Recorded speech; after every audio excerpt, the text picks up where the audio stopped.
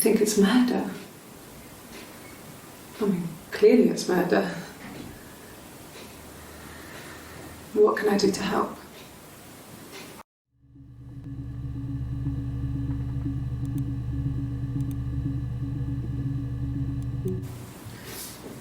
Yeah, that's me. But February, I mean, that was months ago. What's that got to do with Simon's murder?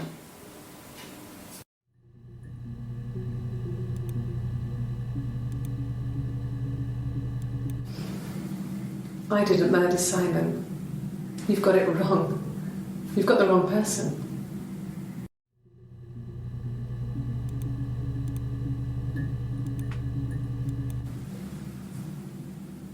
I'd like to speak to a lawyer now. Please. You have no murder weapon. You have nothing. And all these stories we've been telling each other, just that.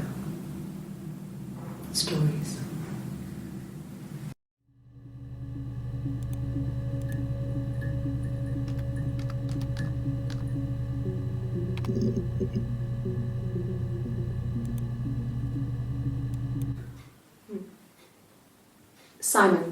Simon Smith. He works at Ernst Brothers Glass. They do windows, all kinds of glass. Simon does the more special work, mirror making, feature windows, artistic things, really beautiful things.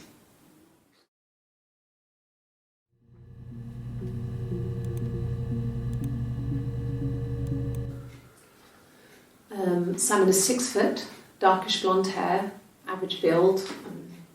He's clean shaven. If his beard grows, it goes ginger, so he shaves it. I mean, not that there's anything wrong with ginger hair. And bought a photo. They said a spring photo. This was taken last year on holiday in Rome. It's the best one I have.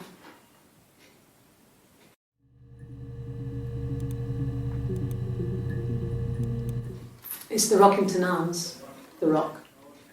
It's run by a nice couple, Peter and Susan. There's some other regulars there that Simon likes to drink with, and the barmaid they're having sometimes, Helen. Peter said Simon had been in and had a few drinks.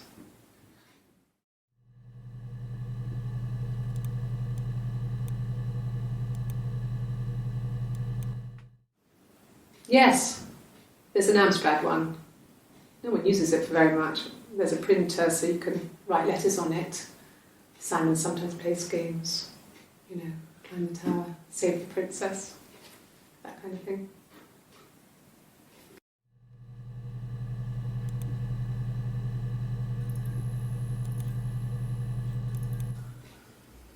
Simon isn't the type to run off or do anything crazy. Someone must have done something to him, or there must have been some kind of accident. So what do we do next?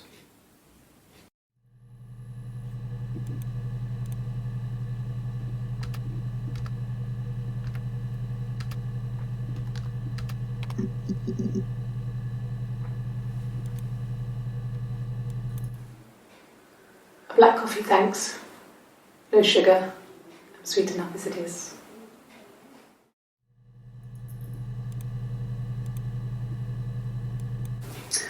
A cup of tea would be good, thanks. Just 1 sugar.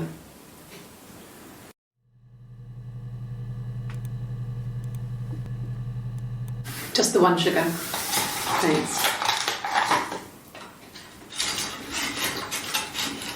Is that camera recording?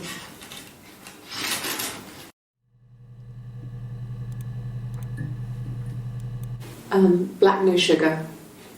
Thanks.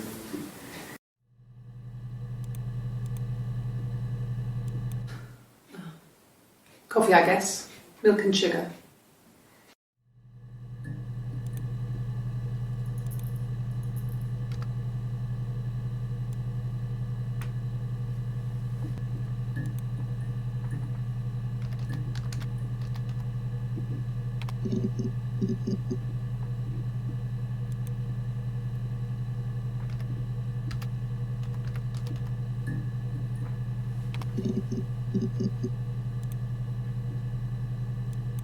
My name is Hannah. H-A-N-N-A-H. It's palindrome. It reads the same backwards as forwards. It doesn't work if you mirror it though, it's not quite symmetrical, but well, I mean, you get the idea. Sorry. Hannah Smith, I live at 31 Gladstone Street.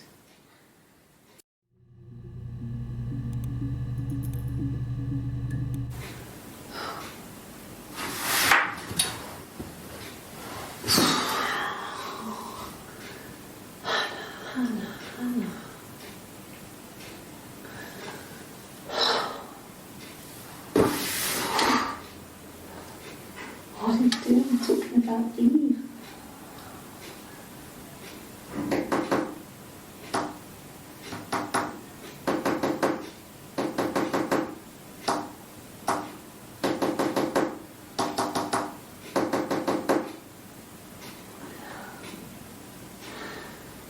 Poor Simon.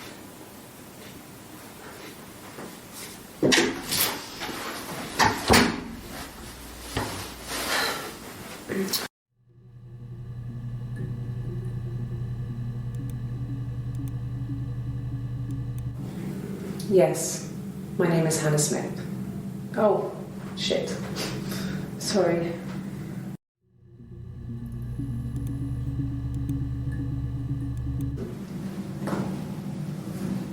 Across the road, where my parents first lived there, was a midwife called Florence.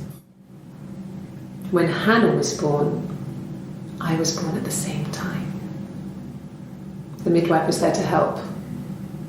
I'd been throttled by the cord, probably wrapped around my neck by Hannah. The midwife told my mother I was dead. But I wasn't. She wrote all this stuff in a diary. Amazing what people will admit to on paper.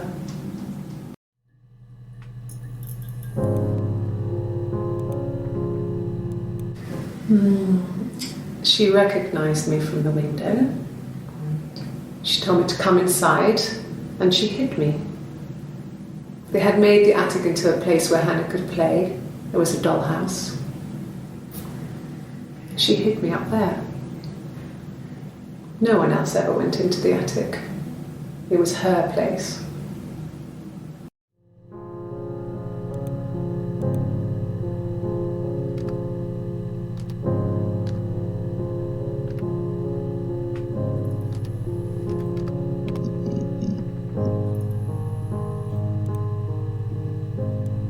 A mobile phone?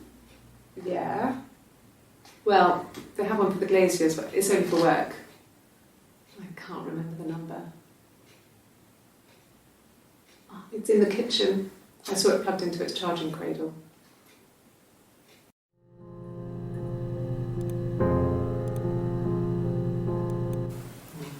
Diane is really nice. She helps out with the glaziers, organises the Christmas party, that sort of thing. They have 2 kids, really sweet kids. She used to look out for me when I worked there.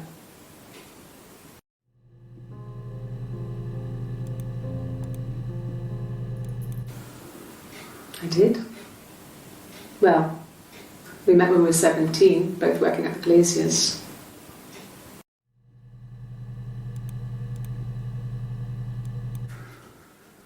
We couldn't afford our own place. Simon dropped out of school, went full-time at the glaziers. That was Eric's generosity. We moved in with his mum and dad. They had a spare room for us and the baby, if it came. It was a nice change, time to myself, living there for those months, full of hope.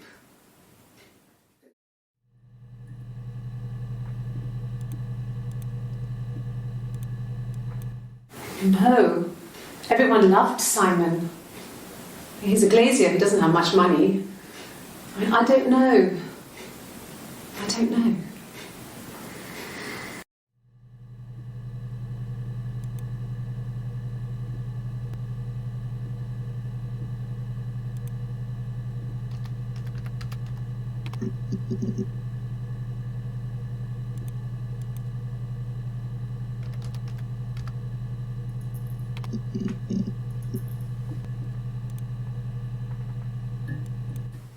He was wearing a shirt, with a blue turtleneck shirt and jeans. He has a watch. It's a really nice one. That was a gift from his boss, Eric. He had his coat, a long grey duffel coat, like Paddington Bear. He would have taken that with him. It's not in the house.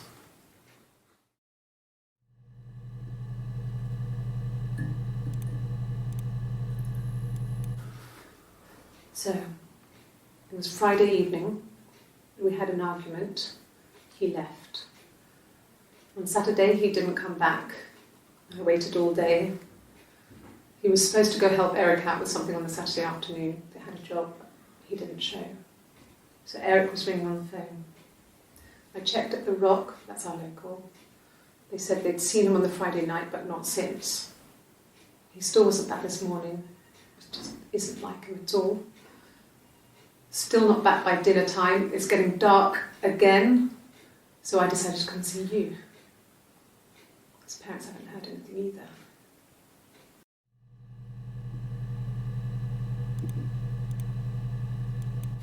Yes, there's a car that we share, a Cavalier, and a van he uses for work. It's owned by Eric, but we look after it. Both of them are there now, parked in the street. I'm not sure about the keys for the van. I can look for you when I get back.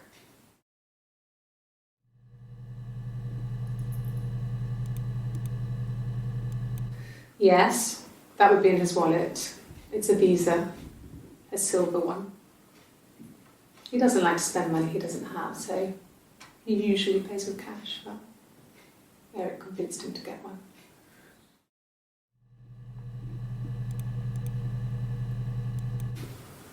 Well, Eric was like an uncle to him. They were pretty close. They spend a lot of time with each other, especially when they have to go to conferences. Have you met his wife, Diane?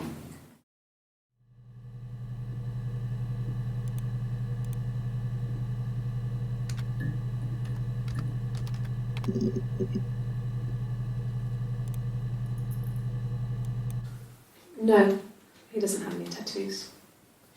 He has a scar down here near his stomach, past his hip. Cut himself with some glass. That was before, a long time ago. He looks just like the photo. He's not got his glasses on here though. He takes them off with the camera.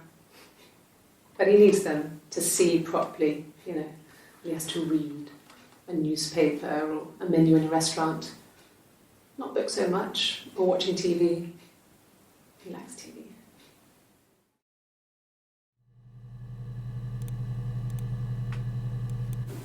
Yeah, we were 17.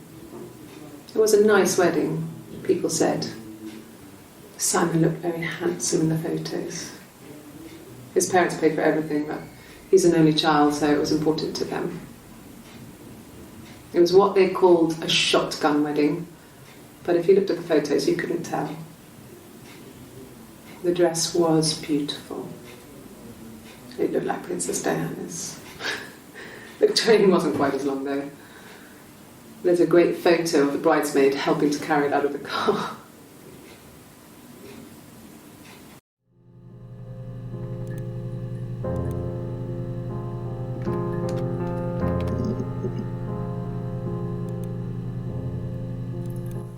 Sure, yes, of course, if that would help.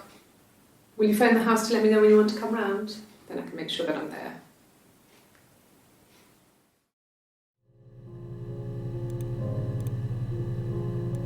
No, he doesn't keep a diary.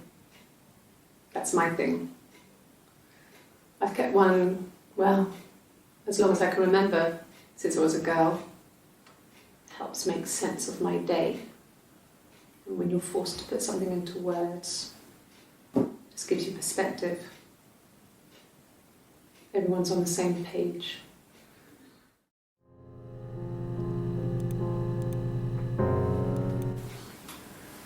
When you've been married for 10 years, stuff accumulates. We could argue about anything. And he's so nice. That doesn't help. He tries to smooth things over, and that just makes it worse. We're both passive-aggressive, so we never normally argue directly about anything.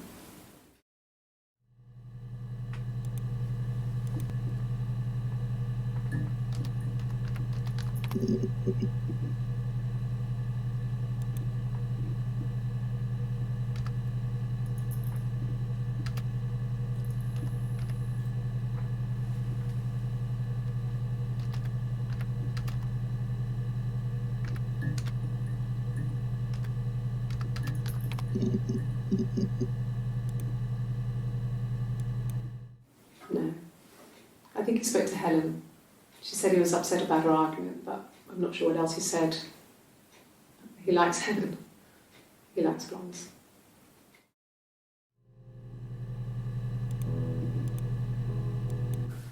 His married couple stuff. A stupid argument, nothing specific. No one knows how to push your buttons better than those you're close to.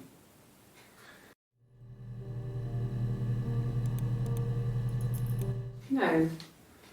I mean, yes, we have arguments, but he never runs off. He always comes back. We make up. It's always that way.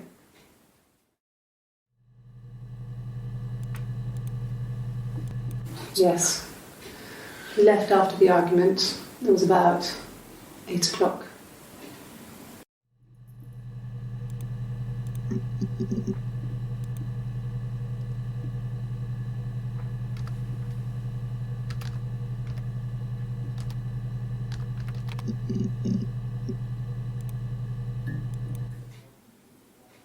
A long time. We got married when I was 17.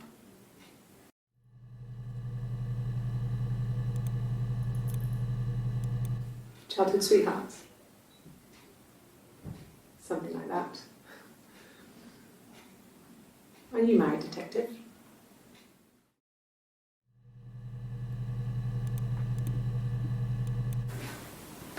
I got pregnant. Both our parents had a big powwow. We weren't even in the room. And they decided we should get married.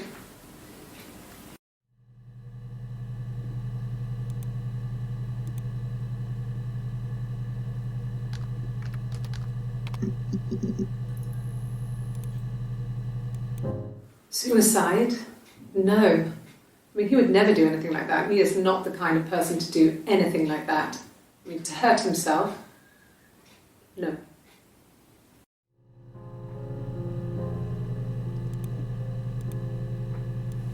Bruise? Oh, yeah, no, it's nothing. I was going through the top cupboard in my kitchen and the chair slipped and I kind of hit the door with my face. I mean, it hurt like hell. I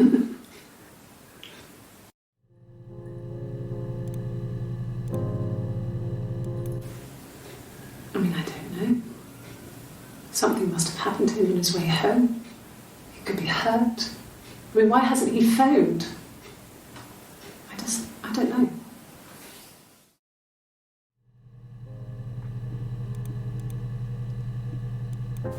Hurt someone? Yes. But everyone thinks that from time to time, right? You just want to lash out.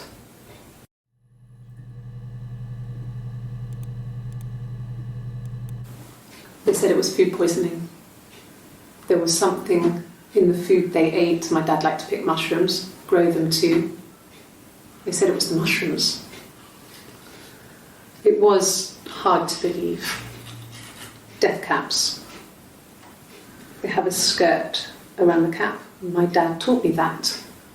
But, I mean, the police had no reason to think it was suspicious. They lived alone. And no one had any reason to hurt them.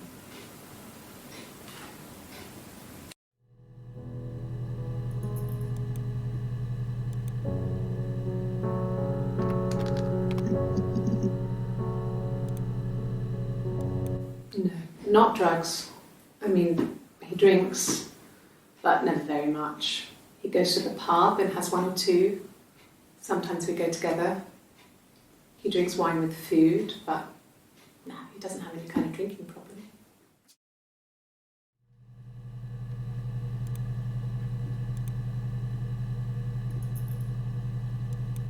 At the time they said it was poison, food poisoning.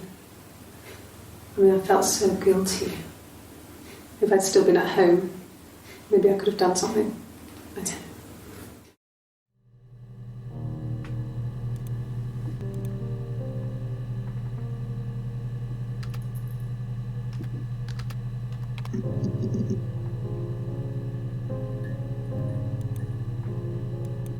No. I'm not sure what strange would be, but he hasn't been acting odd. He's been busy at work, but nothing too stressful.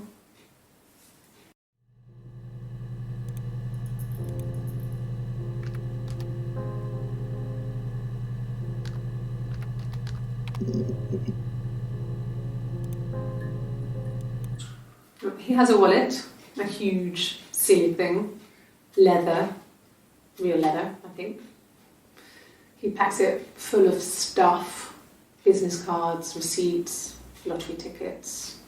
He always carries it in his back pocket. I think that's why he's got a bad back. He sets the discs.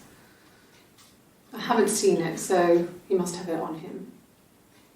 He always takes it out of his back pocket before, when he comes in, if he's in the house.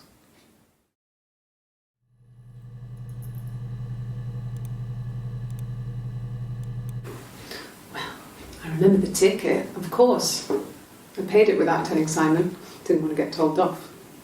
And they put points on the licence.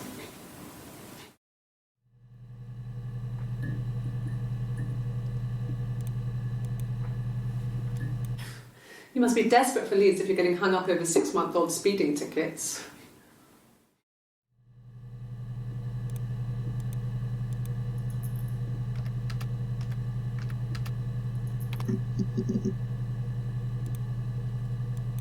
Sure, I think. I do all the bills and paperwork and handle all the money stuff, so it should be easy for me to find. Do you want them dropped off to you?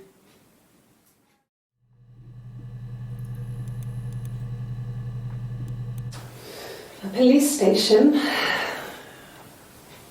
Yeah. When I was young, we ran away on my birthday. Bob Dylan was playing in London and we thought we could break into his tour bus and have him take us with him. The taxi driver we paid to drop us off, I mean, we'd saved money, pinched a bit here and there to pay for the fare. He was suspicious because we were so young, so he told the police. So they came and picked us up and took me back to Portsmouth. My mum picked me up from the station. But I blamed everything on my friend Eve. So my parents let me off.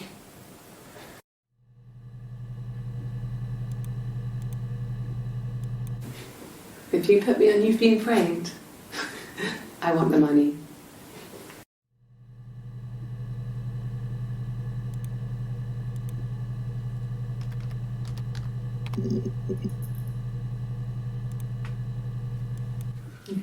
Thanks. Please find Simon. I love him so much.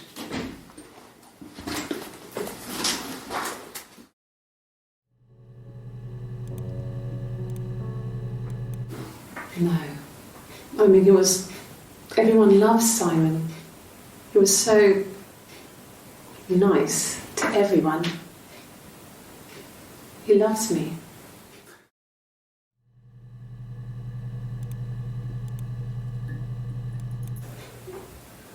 Yes. We'd fight. We fought on the beach once and I held Eve's head underwater. There was no one else around. It was at the far end of the beach and I held her head under and I kept it under. And for a moment, I just wanted to kill her and watch her drown. But that was it. It was just a moment. We were made up after. It was a love-hate relationship.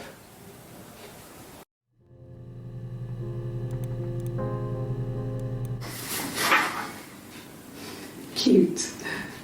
You must love them very much. What ages are they?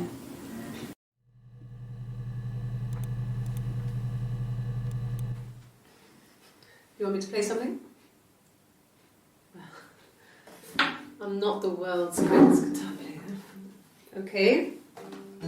Probably needs tuning. No, it's okay. How about a traditional ballad? Should be right up your street.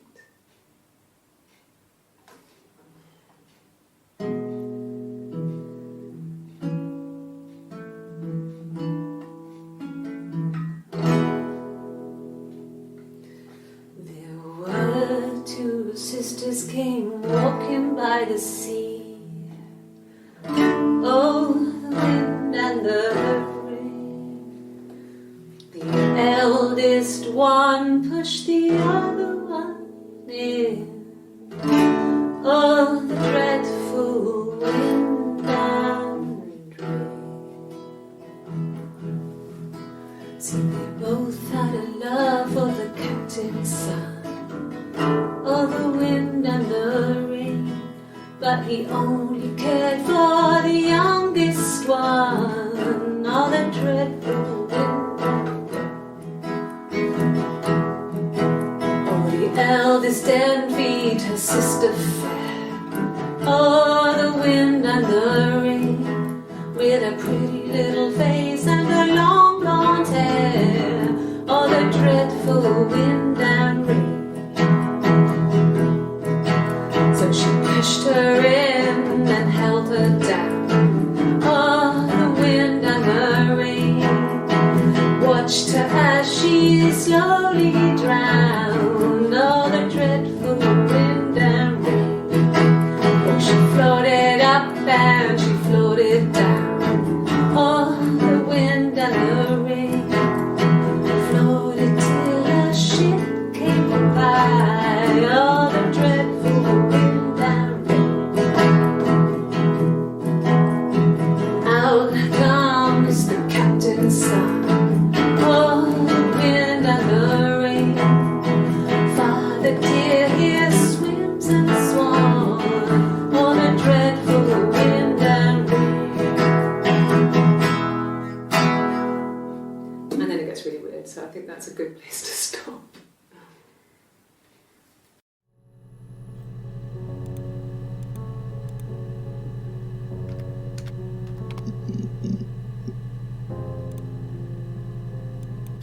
Could I have a cup of tea?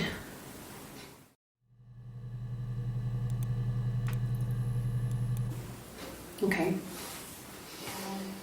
I parked up on the street. It was busy, so I had to park down the end of the road. Walked up, knocked on the door, no answer. I took my keys out of my bag and unlocked the door. The main lock was unlocked. You can tell because the key doesn't turn when you try to turn it to the left. I walked in. Simon's coat wasn't on the peg. I couldn't see his shoes in the shoe rack. I shouted out. I walked straight into the kitchen because he usually sits in there to have a cup of tea and read his paper, but he wasn't there. I touched the kettle, it was cold. I looked quickly in the living room, nothing. So I walked upstairs to the bedroom and he wasn't there. I didn't search for him because it was pretty clear he wasn't there. I had a shower. The phone rang whilst I was in the shower. I didn't answer it. I think it was Eric. Then I was just exhausted. So I lay down on the bed and I fell asleep, though I didn't mean to. I woke up a couple of hours later and I was surprised to see no one in the bed next to me. And then I remembered where I was and what had happened. That's when Eric called again. This time I spoke to him. Then I called Doug and Eleanor. And then I decided to come and see you. That enough?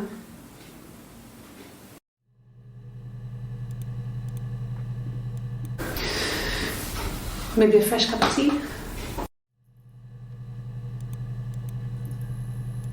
Oh, okay. I parked up on the street. It was busy, so I parked down the end of the road. I walked up to the house. I knocked on the door. No answer. I took my keys out of my bag, unlocked the door. The main lock was unlocked. I could tell because the key wouldn't turn when I tried to turn it to the left. I walked in. Simon's coat wasn't on the peg. I couldn't see his shoes on the shoe rack. I shouted out for him. I walked straight into the kitchen. He usually sits in there to have a cup of tea and read his paper. He wasn't there. I touched the kettle. It was cold. I looked quickly into the living room. Nothing.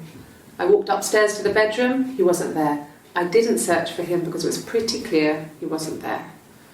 Then I had a shower. Whilst I was in the shower, the phone rang. I think it was Eric, his boss. I didn't answer it.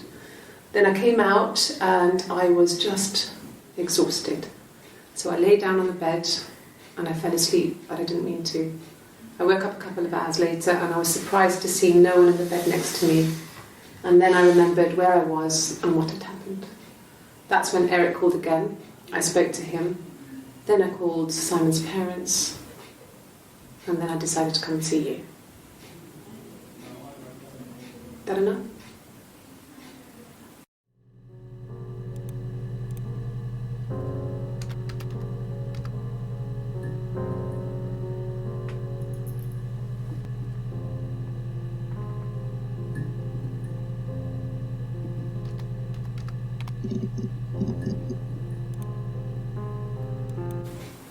I haven't been into work. I guess I've just been waiting, ready to hear from you, hear from my husband.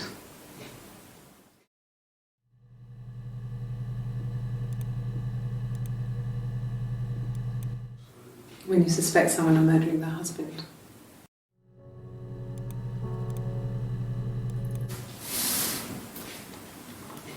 She's crying, I guess. She's sad because she thought she saw her husband with another woman. But it's okay, because she finds out it wasn't her husband, it was his brother. And so it's fine.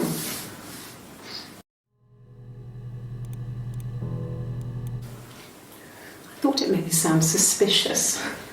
It's not a normal thing to do, to drive to the other end of the country. I wanted to keep it simple. I know it was stupid not to tell you everything. Saying I spent the night in Glasgow when my husband went missing, I thought it would, distract you from what was important. It's different now. Now he's...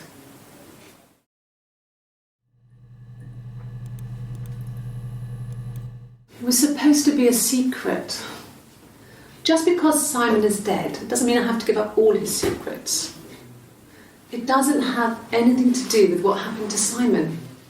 No one murdered my husband because he cheated his expenses for a romantic weekend in Oxford.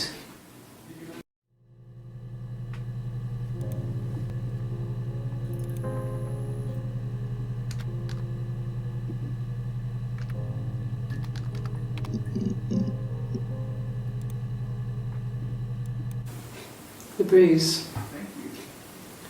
I have a really fast metabolism, so stuff like that just comes and goes. I don't know if there's much more that I can tell you that I haven't already told the other policemen. I found the body.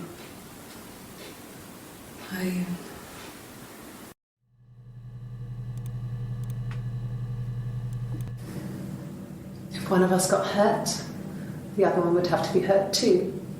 A grazed knee, a bruise. When I lost my tooth first, we had to pull out Hannah's to match. Once, I slept with a boy who was seeing another girl. The girlfriend came up to Hannah the next day and punched her in the face, gave her a huge black eye. That night, she had to do the same to me. But she almost went too far. I couldn't see out of that eye for days. She snuck frozen peas up for me from the kitchen. So much of our bodies was synchronised anyway. We started our period on the same day. All our childhood diseases, stomach bugs, nits.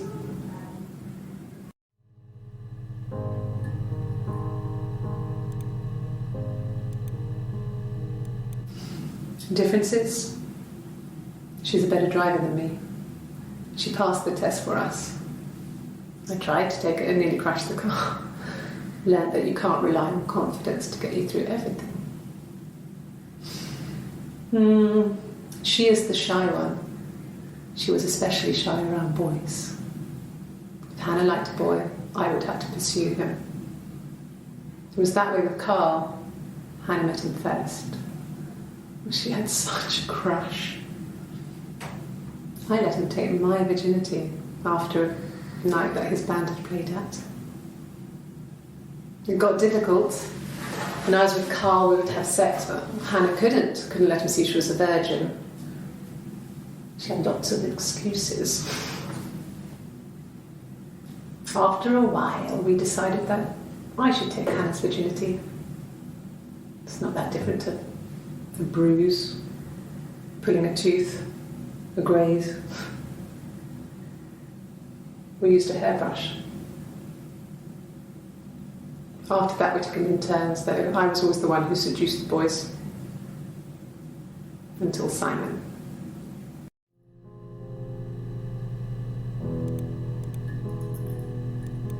This was about 9. I went round and she was waiting for me.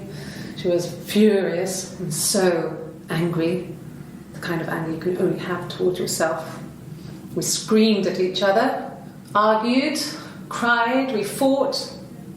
I hit her back, left a bruise. I had my wig on from performing, she tore it off. Eventually, we grew tired of fighting and I left.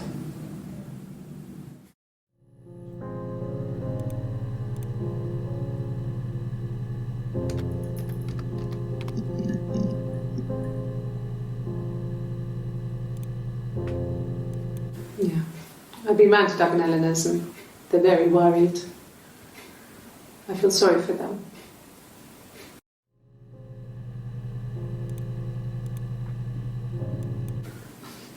I got a job to contribute, you know. Doug knew someone and I got a job as a dinner lady at the primary school. They said it didn't matter if I could cook or not, just don't poison the kids. So you see, it's always been complicated between me and Simon. It's never just been the two of us, there's always been pressure.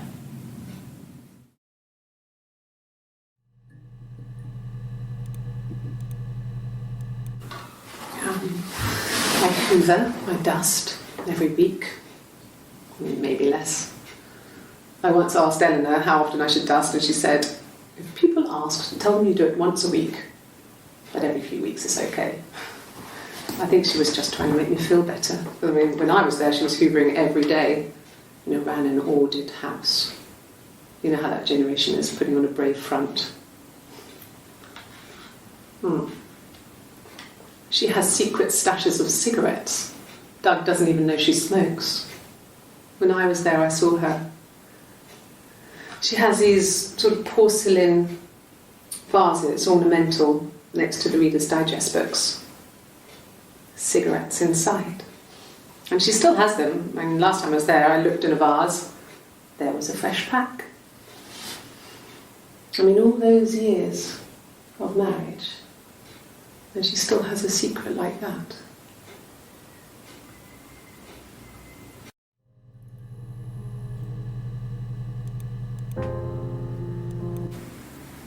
Yeah. 1984 was an awful year in the end. We were living at Doug and Eleanor's. I lost the baby at the end of spring and my parents died in the summer. It was a hot summer, a heat wave. So when they discovered the bodies, it was just awful. Because of the circumstances, them dying together like that, they brought in a lot of police. A forensic entomologist. I had to look that up. It was because of the heat. It's just awful.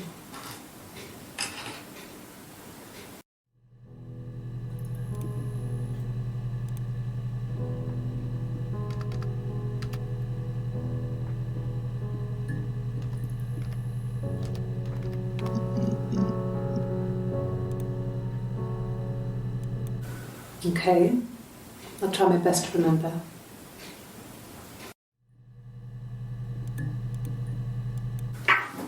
Let me see. Yes. I drove in here because I remember well I went over the river and then there was a church there. Yeah. And I probably parked, well I remember seeing a street sign called Princess Street. Yeah, there it is. Yeah, so I'm pretty sure it must be this one. There.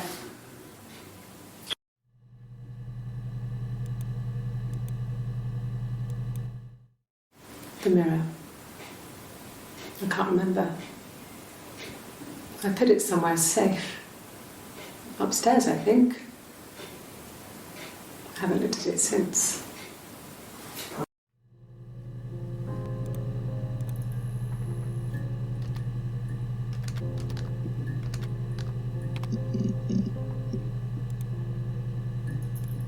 Yes, that's my birthday.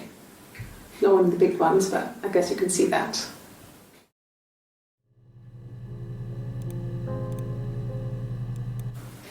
It was my birthday, like you said. We were going to have a meal at home. We had our meal. He gave me his present. I guess I didn't like the present.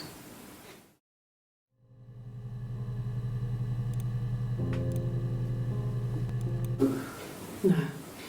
Well, yes. He found out on my birthday.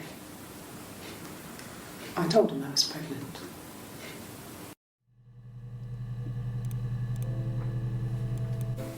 From when I woke up. Okay. I woke up. Simon was already up and he made me birthday breakfast of eggs Benedict. We both had to go to work, so we saved presents till later. I got to work, had some birthday cake, children sang me happy birthday. Then I came home. The birthday meal was a takeaway, and Simon gave me his present, which I didn't mind. And after that, we talked about the baby. It turned into a big argument. Simon left. I was furious. I wanted to get as far away as I could and get some space to think. So I left.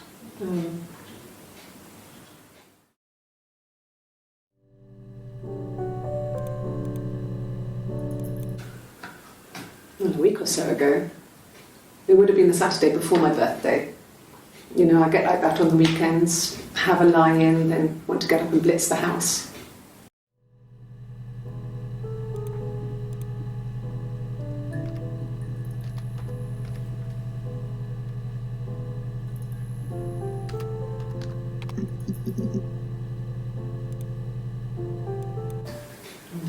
Yeah, I guess. I mean, I'm quite a private person and I didn't want to get into the detail of the argument.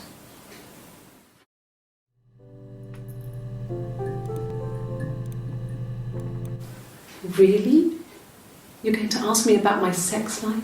I mean, isn't that private?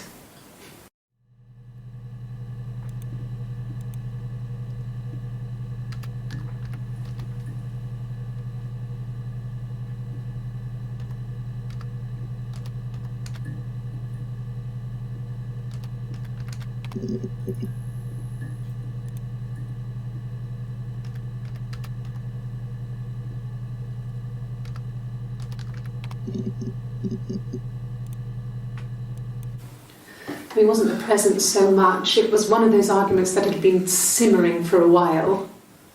The present was a mirror, a nice mirror. He'd engraved the glass, the kind of mirror a princess would have in a story. He made it specially for me.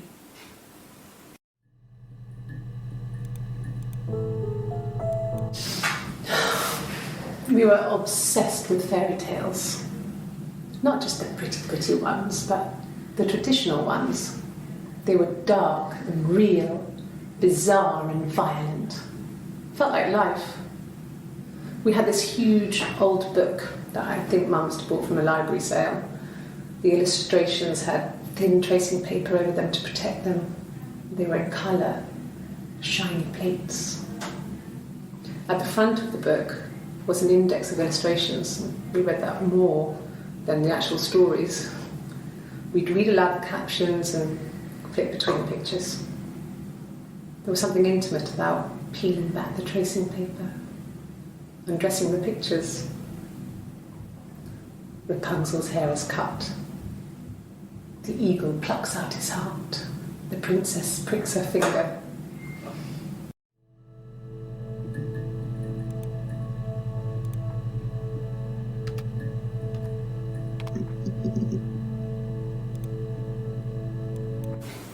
What about us?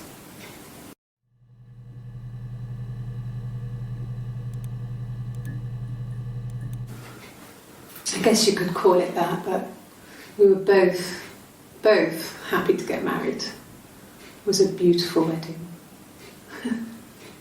We had our first dance to Come Back and Stay. I'm not sure if that's a good wedding song, but I loved it. I chose it. I mean, it was genuinely our first dance. We'd never danced together before. It was probably awful to watch, but I enjoyed it. It felt like it was just me and Simon for that moment. Just the two of us.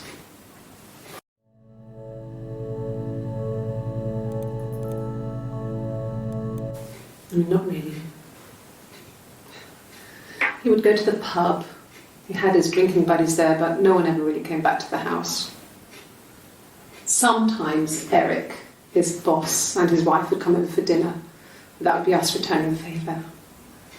Diana's a really good cook, into her trendy ingredients.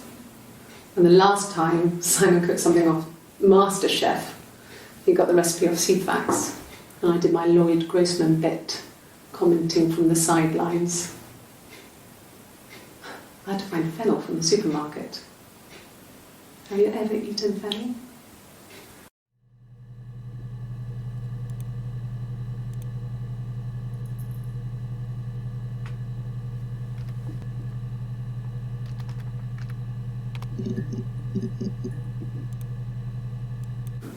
Yeah, when I was at school.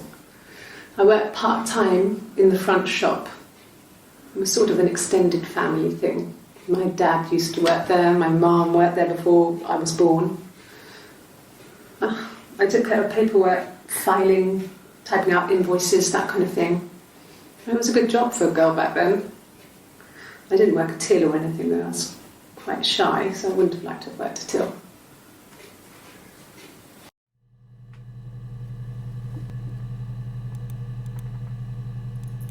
And the Glaziers. I worked there some weekends and Simon had a part-time job there too. That was Eric's generosity. He was always good at helping out other people's children. Simon was quiet, more thoughtful than the other boys. Even then he had a sense of craftsmanship. Wasn't always rushing stuff. Boys that age are just running around like headless chickens most of the time. You know? Plus he had that look. He looked like a fairy tale prince from one of my books.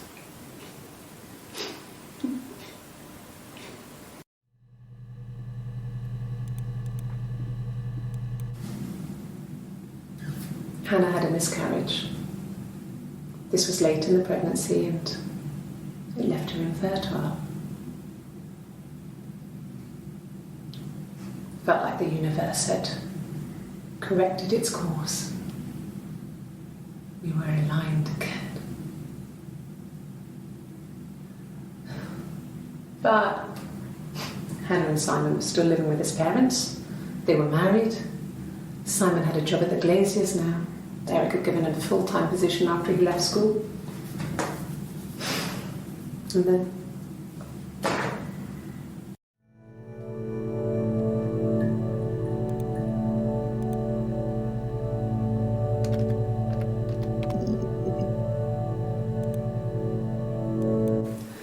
no, he was as shy as me.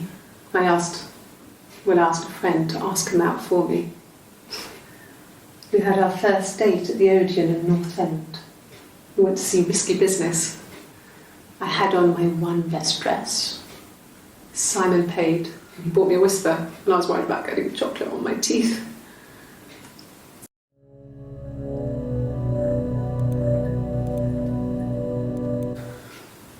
Well, fine, considering. I got back into the house today, and that was weird, knowing your people have been there through my things. It's like I've been burgled. I mean, worse, obviously. I don't know. I haven't looked in the cellar yet. They sent a cleaner in. As good as new, he said. But they had to throw some stuff out. couldn't get the blood out. And I'm still waiting to hear from the coroner so we can get a date set for the funeral. It's going to be a cremation. So,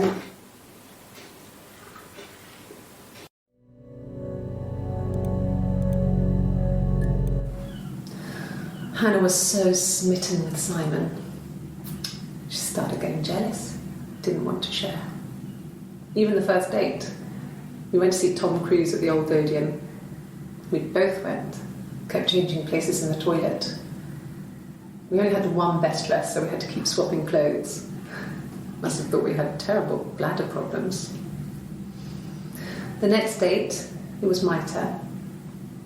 At the end, I let him kiss me, but that was it. We didn't want another Carl on our hands, and the Ouija board had said to hold back. After that, it was Hannah's turn, and she slept with him. Broke the rules.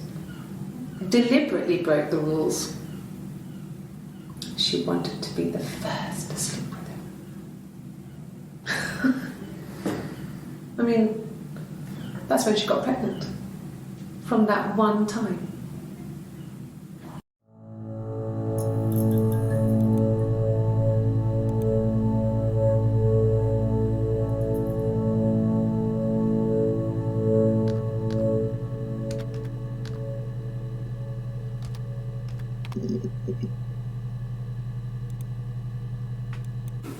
No. I lost the baby. I had a miscarriage at 8 months. We carried on living at Simon's parents until, well, it was only a few months after.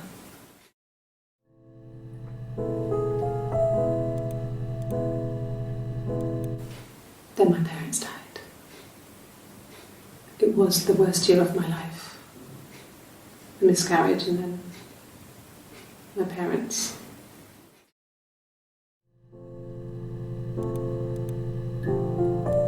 Yes, I inherited it from my parents, so it made sense to move back, me and Simon. Felt like going back to old ways before the pregnancy. Reminded me of being a girl, a dollhouse in the attic, old things. We didn't sleep in my parents' bedroom for a long time. We decorated it as soon as we moved in, but it was another year before we started sleeping there.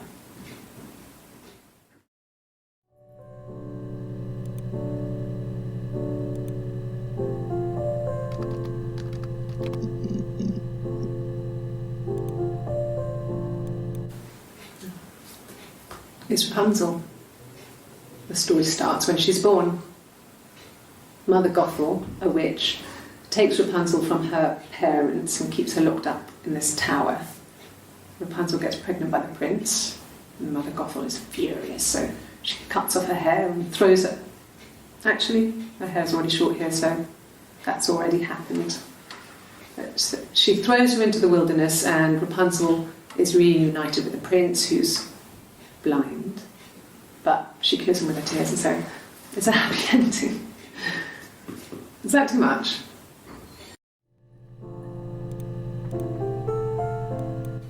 Good, happy. I mean, ups and downs like any couple, I guess, but we've been married for over 10 years. Yeah. They'd gone to bed feeling ill, thinking it was flu or something. The neighbour called me, I had to use my key to let them in. We found them dead in their bed. And they'd been there for days. No one had noticed. Just awful. It was so soon after my miscarriage. The worst year of my life. I'd been so happy to get married, and after that it was just like, fuck.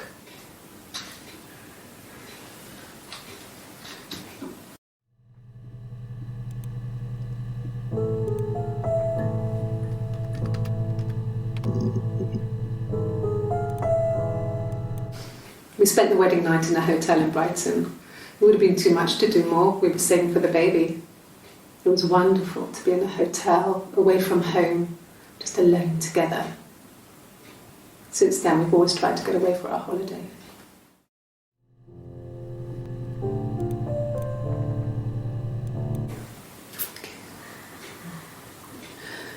It was after dinner. I'd spoken to Sam's parents on the phone. I looked up for an early night and I suddenly had this thought. I think it was something his mum had said. She'd been speaking about old stuff, sad stuff, about when we lived there, about the baby. There's some boxes in the cellar, nursery stuff we never needed, and I never had the heart to throw out. And I suddenly remembered that when I'd looked down there the week before, those boxes, that pile was in the wrong place. I went cold all over. I went down there with a torch and went straight to the back, and that's when I saw the bin bags. Pulled them open, saw the body. I screamed, and that's when I called the police.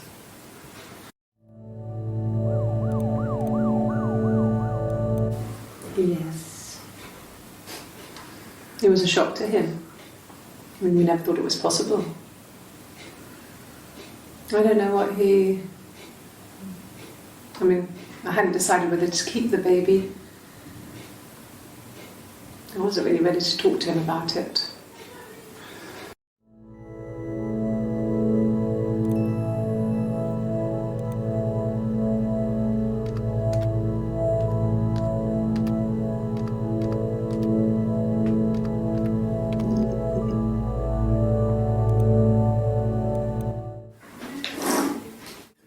Yeah, that's Simon's watch. It was a gift from Eric. He got it this year. It was a wedding anniversary gift. Steel. It would have been Diane who chose it. She has really nice taste. That time, it must eliminate me. I was in Glasgow then.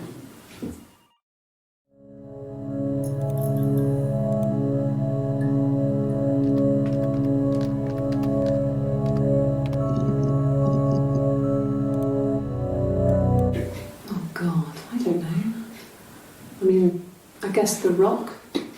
You've spoken to everyone there. Someone must have seen where he went. I don't know. So many things could have gone wrong.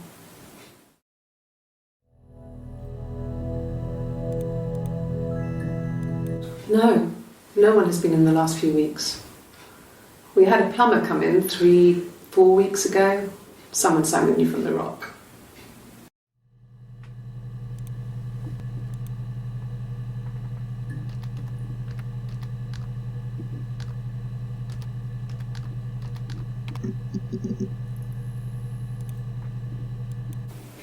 Fine.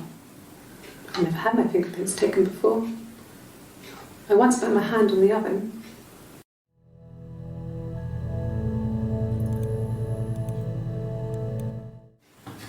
Fingerprints.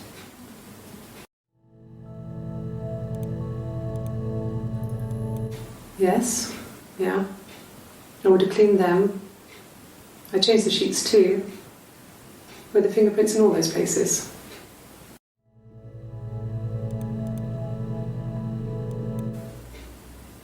Could they have been my parents' fingerprints? I'm not sure how long they last for, but is that possible?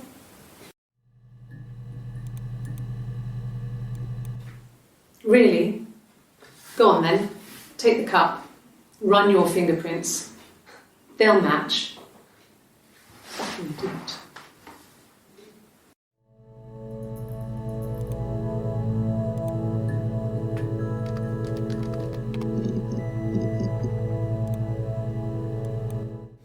Okay. I've given blood before. Do you need to take that for your records?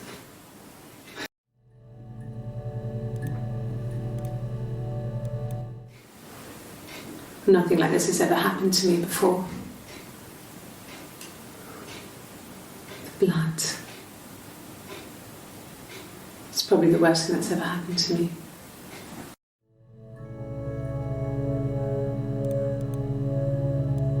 Like I said before, it was 3 something like that. I walked in, saw Simon. He was on the floor of the living room. His throat had been cut. There was a lot of blood.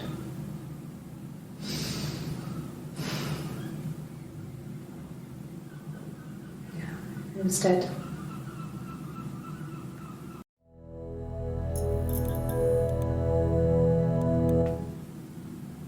She was sat behind him. She had my wig on. And she'd been there all day.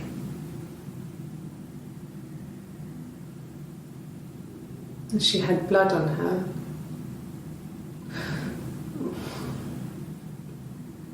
And she was in shock.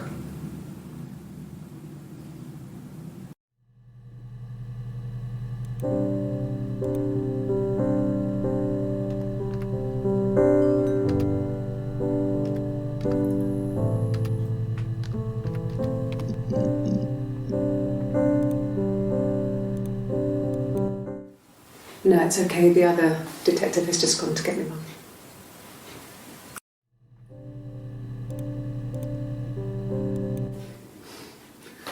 Must think it's very cool that their dad is a police detective.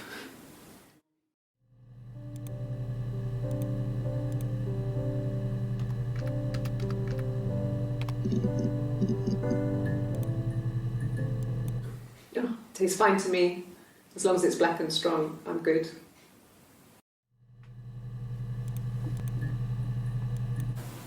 No cat.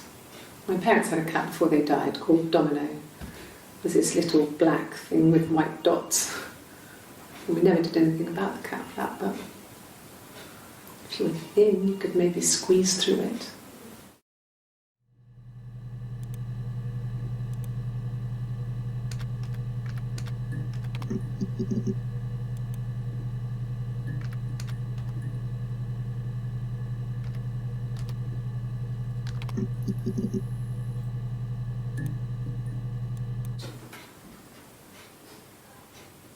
His body didn't look real. And his throat, it looked like his throat had been cut.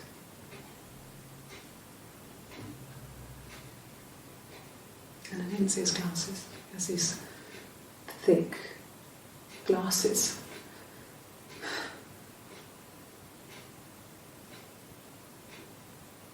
He doesn't always wear.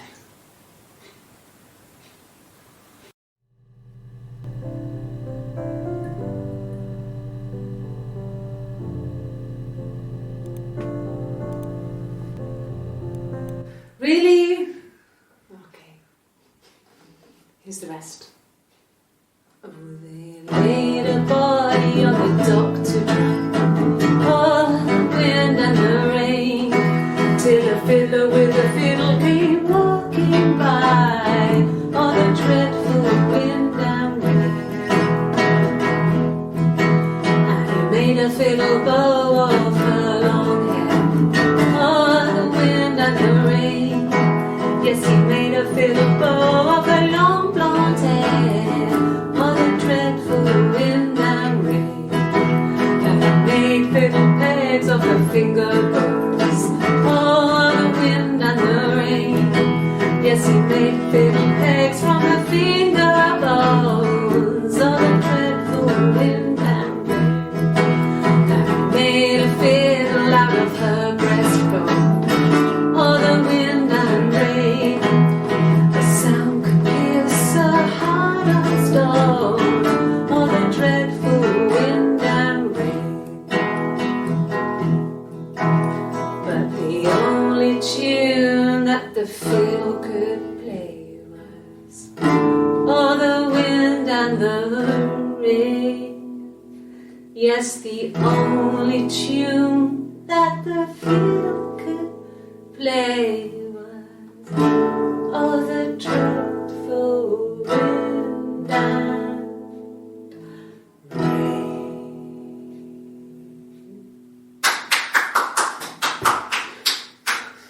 Anything you sing may be used as evidence against you.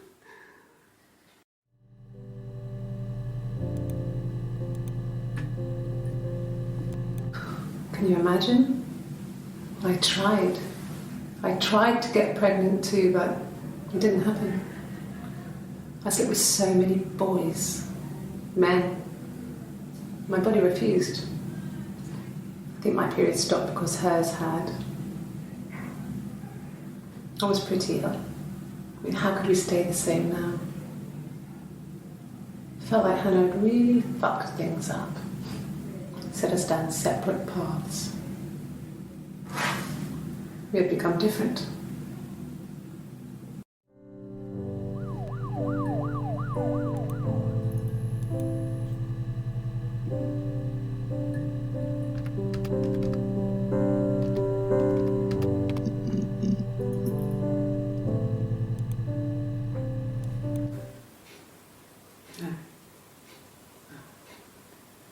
The whole thing was wrong. The bags, I think they were from our kitchen. You can probably check that. We never go into the cellar. It's just a place we put things we don't need. Dad used to grow mushrooms there. The bags were taped up. I think it was parcel tape, but I think it was ours.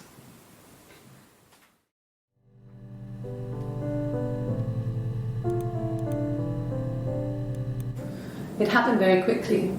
We hardly had to talk to each other. We agreed almost silently. The baby was what mattered. We'd help each other. We cleaned up. We bagged up the broken mirror, her clothes. They're gone. We took him down to the cellar. We knew we had an alibi, and we wanted the body to be found later. We wanted to have suspicion on us so we could then disprove it rather than have it linger. Better to keep the body in the house than risk being seen with it. The watch, that was my touch to make sure the alibi stuck.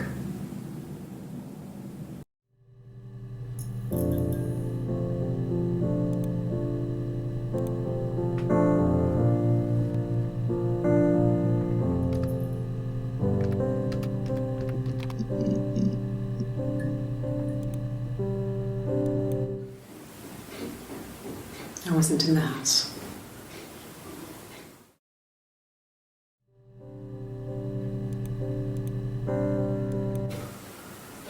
I wasn't in the house all of Friday night.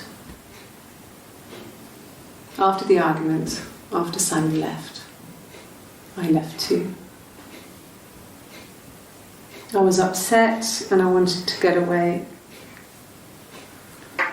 So I took the car.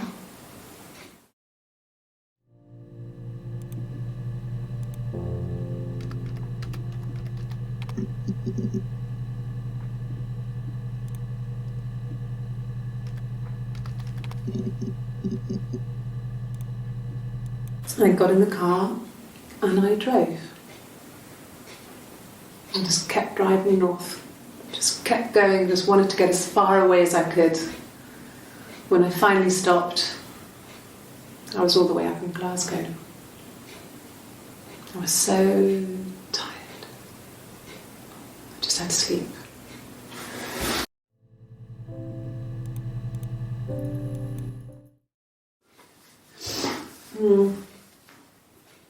I left the next day, Saturday. I slept for a few hours in the car. And when I woke up, I came straight back. Simon wasn't returning my calls and I wanted to try and make up. I got back to the house and Simon wasn't there. And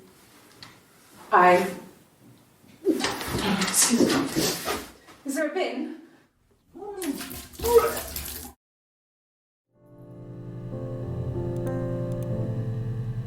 Yeah, I pulled over and slept in the car. This was just by the side of the road. I was exhausted.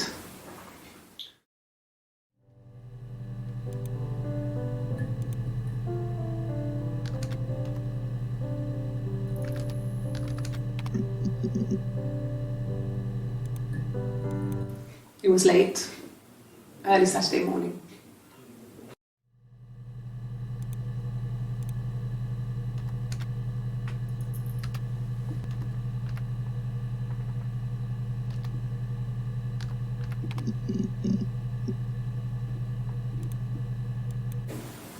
Yes, I'm fine. I won't be sick again. This happens some days. I'm pregnant. It's morning sickness.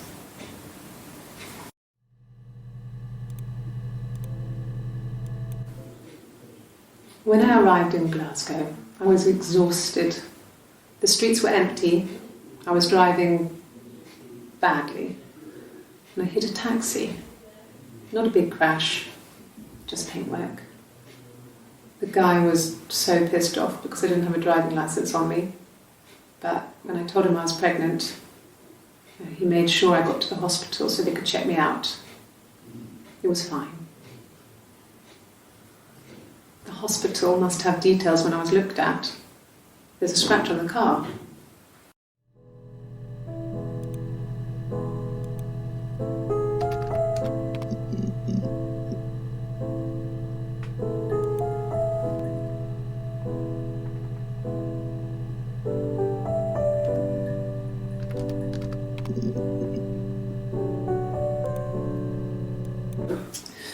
I think when I drove back it was about 8 or something, and I got back to the house about 3.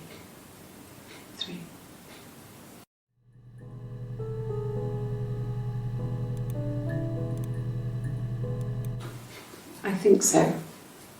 I mean, to get into our garden we'd have to climb through other gardens. All the gardens back onto each other, so you'd have to climb over 1, 2, 3 gardens to get to ours. I mean, did anyone see anything? Did anyone see anyone come and go? An intruder?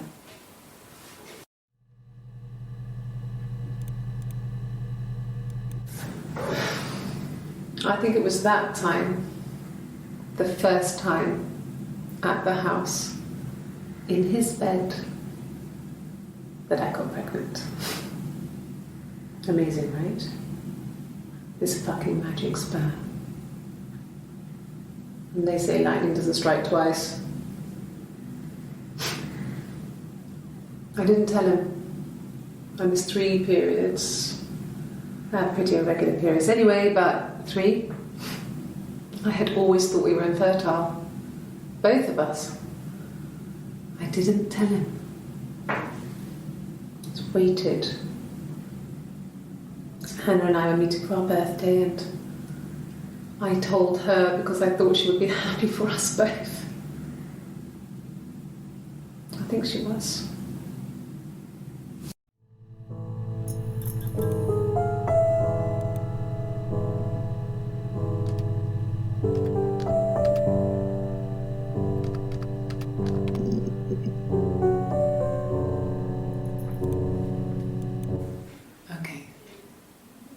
So you want to eliminate me as a suspect?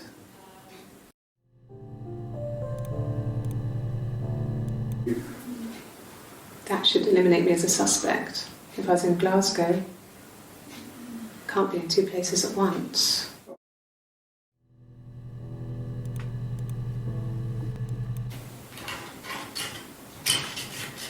This is the 3rd day running you've called me in. I speak to Doug and Eleanor every day. They say you've been asking a lot of questions about me. Should I be worried? Am I a suspect?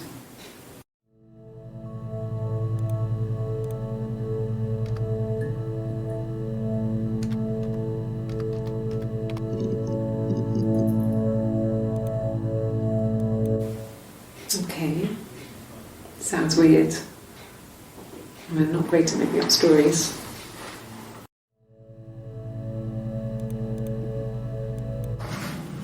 It lasted about 6 months. I tried to carry on, but everything was different. Hannah insisted I not pretend to be her around Simon, let alone sleep with him. We didn't share him like the others.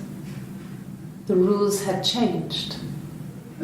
Me living in the attic had become weird in a way it hadn't been before.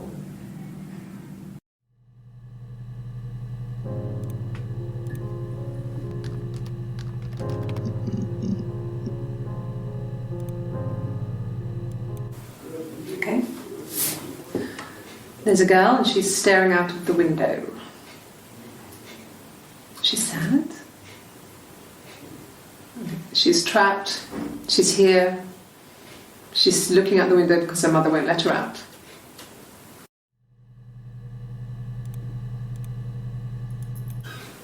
I would have been a good mother. I was young, but I would have been a good mother.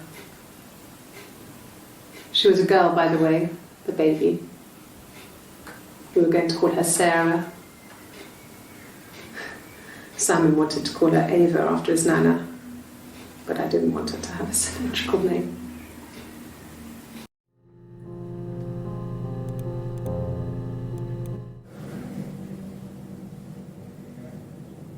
My mother called me Eve.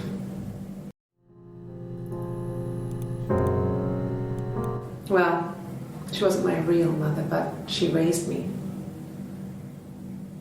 Do you want to hear the story? It's a real-life fairy tale.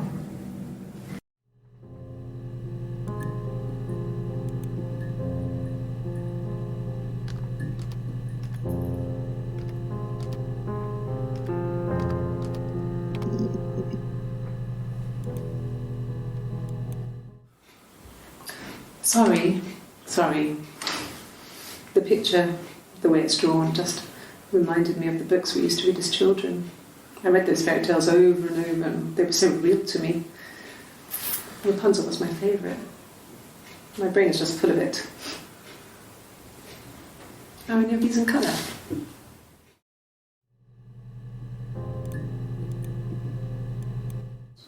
Did I pass? Sorry, I messed it up with all that Rapunzel stuff. Do you need me to do that card again?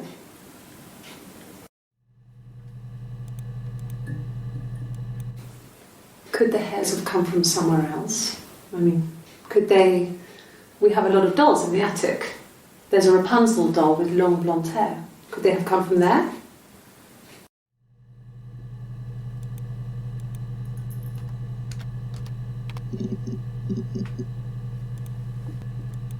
Yes, like a story. A beginning, a middle, and an end.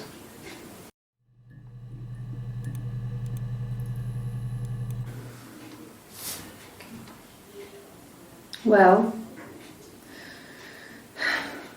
she has a knife. She's been cooking, I guess. She's been cooking him his favourite meal. She's his wife. And he's asleep and she doesn't want to wake him because he's ill. That's why she's sad. Because he's ill and he might die. It's kind of a sad story, so I'm not sure how it ends.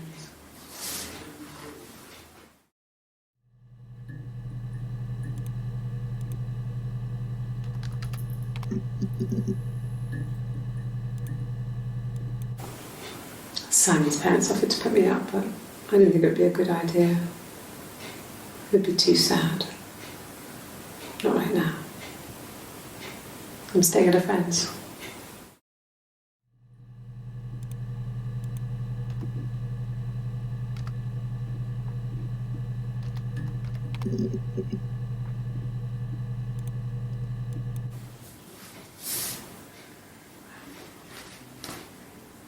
Okay. She's being chased. They're trying to catch her because she did something bad. I guess she broke the rules. Or maybe they think she did something bad. Maybe it wasn't her fault. She looks scared, not guilty. Maybe it was mistaken identity. Did they catch it there? I don't know.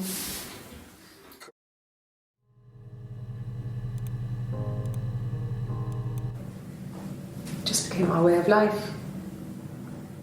We would swap places and take it in turns to do things. And we were very careful. Whoever had been out that day would come back and write a detailed diary so that we were on the same page.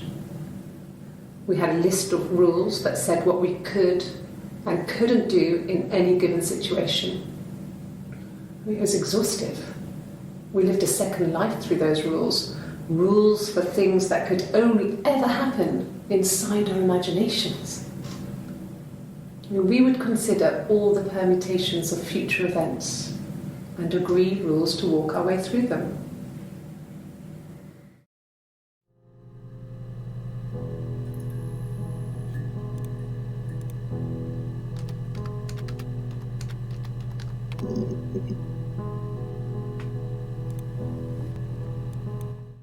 Yes, I read a lot as a child and watched lots of TV. Then the doll's house we still have in the attic. It's kind of a fairy castle. We used to play out there and make up our own stories.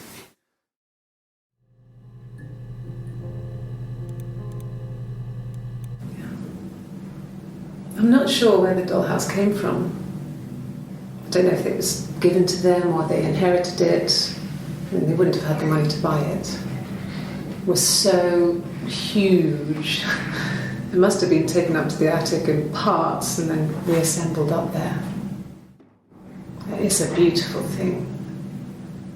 Wallpaper to scale, little furniture, the lights work, mirrors, beds, big duvets and pillows. We spent hours and hours playing in it, invented all these characters and families who lived there. We wrote paperwork for them all, passports, diaries, and gave them all really elaborate stories. Once, a moth got trapped in there. We'd left a light on. It was making the most horrendous noise. We tried to kill it, but it was tough. We ended up crushing it under a copy of the Arabian Nights.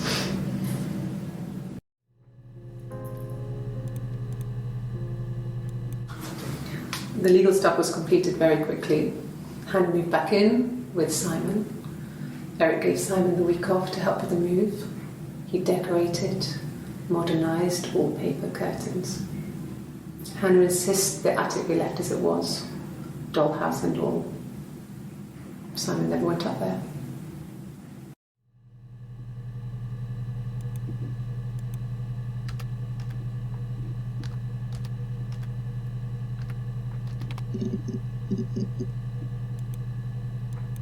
Yes. I got to Glasgow, I was exhausted, so I pulled over and slept in the car.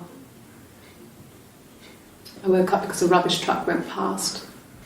I got some petrol, bought a coffee and a pastry, tried calling someone from the payphone, and then headed back.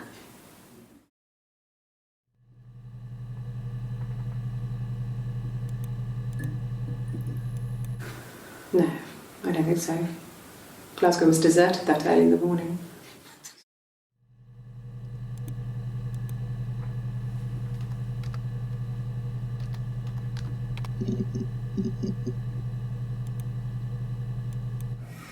Simon and Eric arguing? No, I can't imagine they'd be arguing. And they get on so well. Unless it was something to do with work. Maybe Simon was being too much of a perfectionist. But I don't know. You should ask Diane.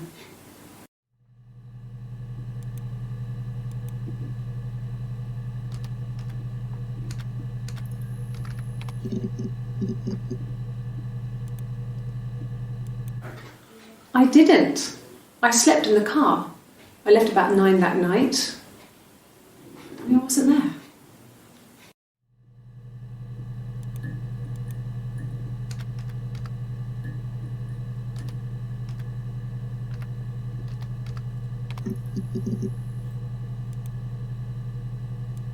Ask the hospital.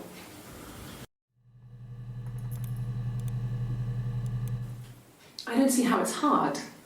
We've established I was in Glasgow when he was killed. You've spoken with the hospital.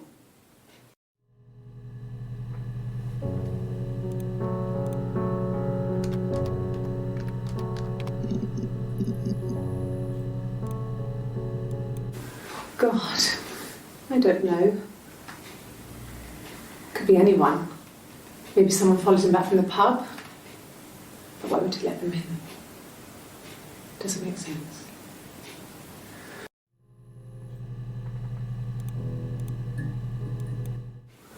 I don't know if anyone really changes. You just become more yourself. Simon was my prince, and that hasn't changed.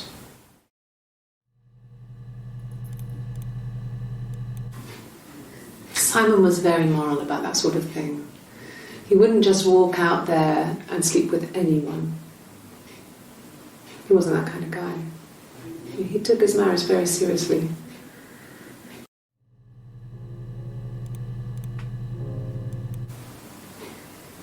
You're reaching here. Oh, I don't know why. No, I've never cheated on anyone. I've never taken anything from anyone. Simon is dead. But I have my baby to care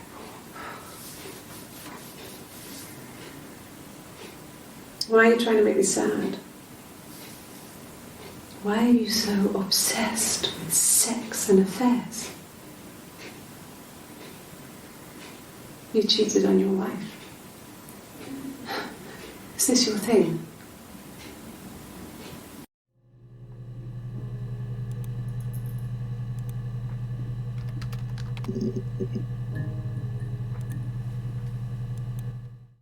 Yeah, I had to let myself in. The door locks if it swings too. Yes, I always pull it shut and then lock the bigger lock with the key.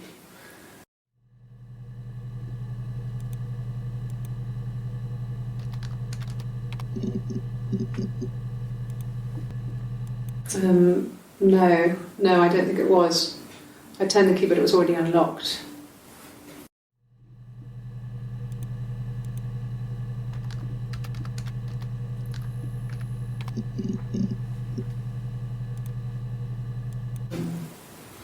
No, they were shut. Most of the windows were really hard to open anyway. They're stifling in summer. They were painted over by my dad. Could have left a door open accidentally. Or there's a cat flap in the back door.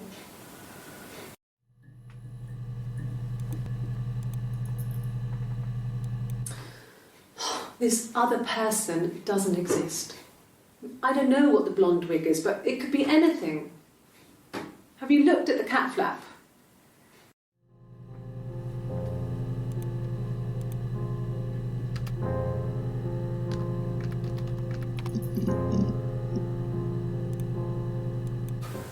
When will the police let me back in the house?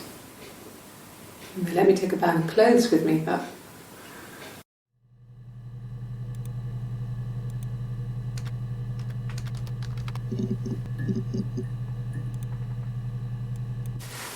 Silverleaf? No. He normally silvers them properly. This mirror, it's supposed to look antique. The reflection isn't as good. It's the perfect mirror for someone who doesn't like to look at their own reflection.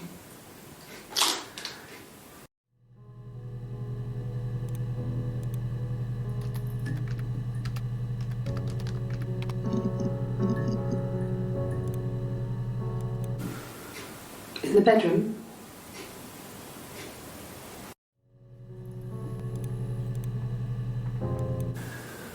That can't be right.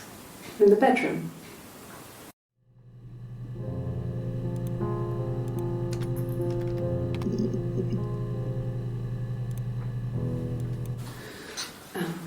I sleep on the right side of the bed as you come in from the door.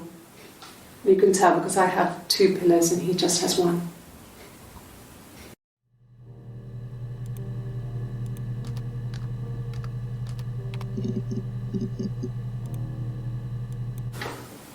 What kind of hairs?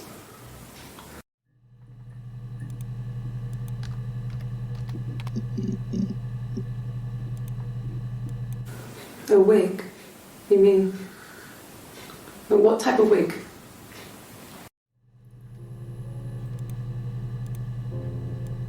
No, I've never worn a wig. What kind of wig?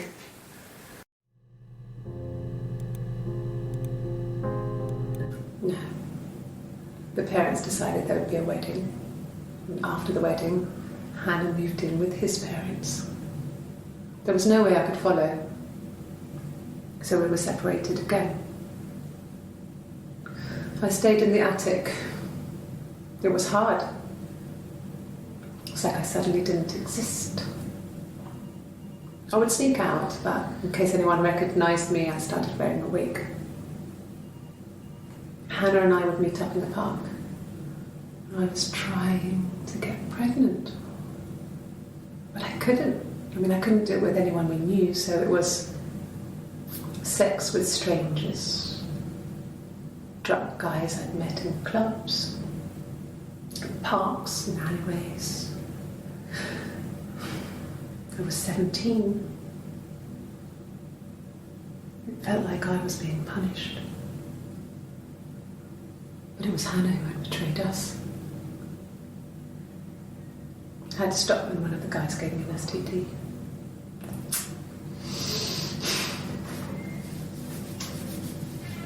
When we met up, it was disturbing. For the first time, my reflection, she didn't look like me. She was fatter, flushed. If anything, I was getting skinnier. I found it hard to look sometimes. We talked about what to do. Was it time to become our own people? That seemed like the right thing to do, but neither of us wanted it. We agreed that her and Simon would get their own place as soon as possible, and then I could move in. And that was the plan.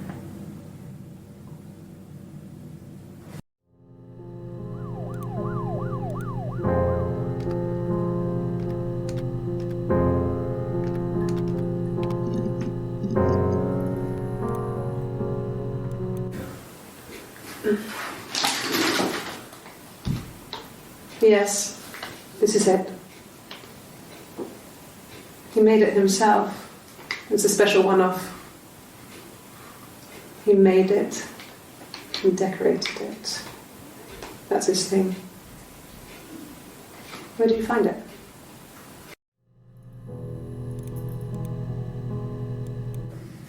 There were always princes and princesses.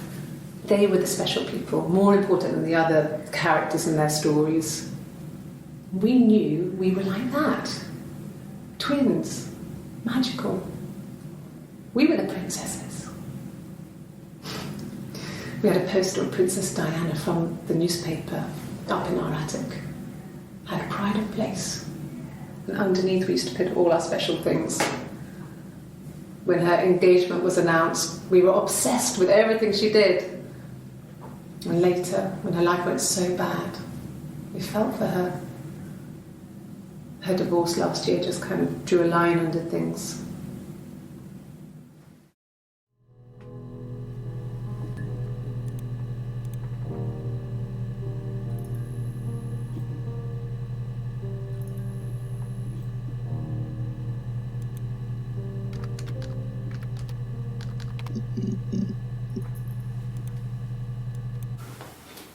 Well, on his clothes, that would make sense. He made it. By hand. He brushes the silver onto the glass. It's not how they make mirrors these days. He made the mirror and he gave it to me.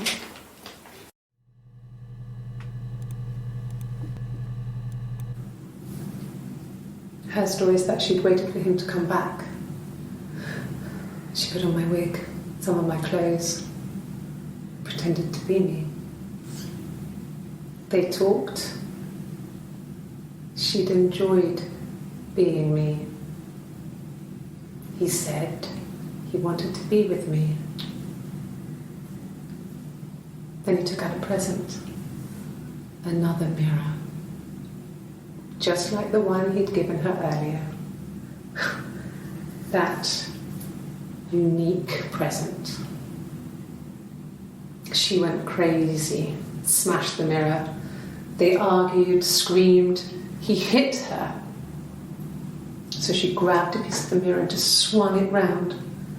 She cut his throat clean open. She'd only meant to scare him off.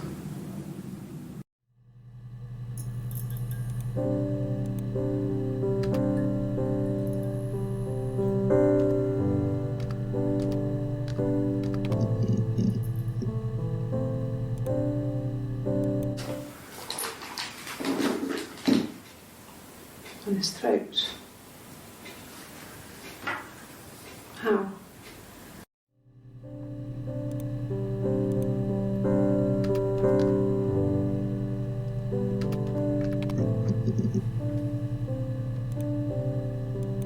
An affair. Simon wasn't having an affair.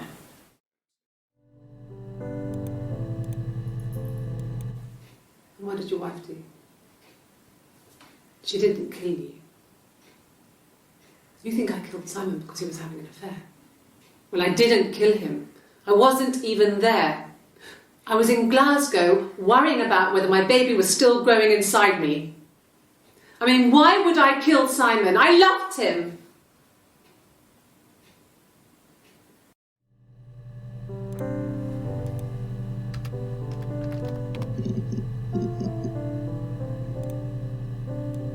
No, Simon wasn't seeing another woman.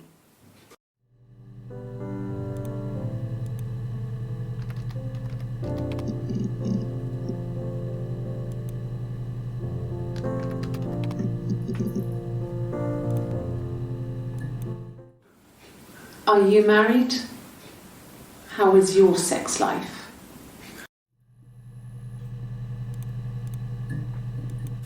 So, our sex life is probably fairly average for a couple after 10 years of marriage.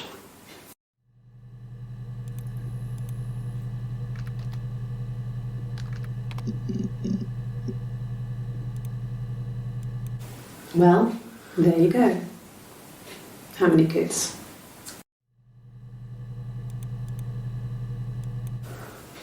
Well, my friend Eve. I mean, she was a friend from when I was a kid. And she was always more popular with the boys, and I used to hate her for it. I mean, really hate her sometimes.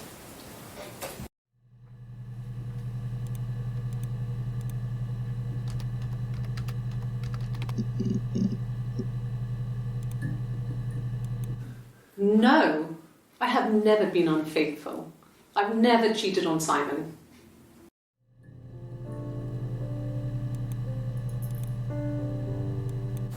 Have I ever cheated on Simon?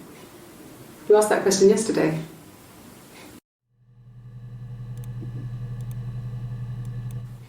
Simon never cheated on me.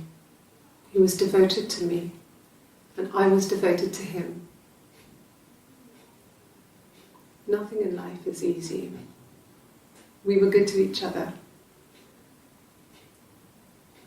Life isn't a fairy tale. You do what you can.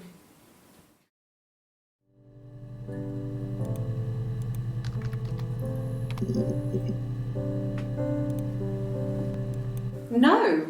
You're talking to the wrong person if you think I'm some kind of slut. If you think I'm the kind of person that would have had sex with all those guys.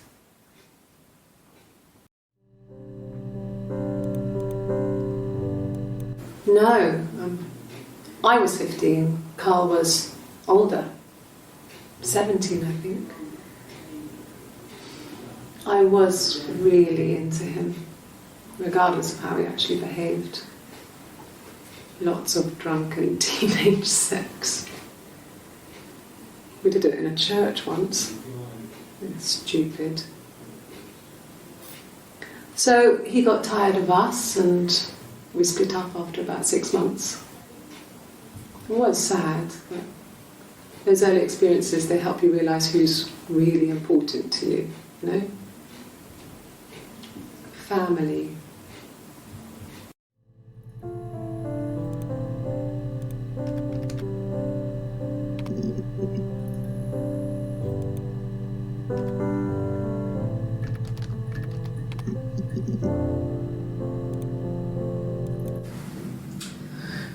I was living in the attic. It was a very hard time. I was depressed, was still pretty sick of the STD. And I came down one morning and they were dead.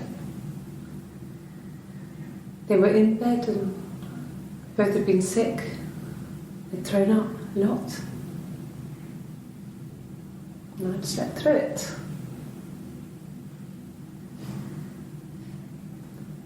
The police said it was the mushrooms they ate. Dad was a mushroom expert. I mean, he used to take us picking with him and he taught us how to recognise them. And there's no way you would have picked death caps.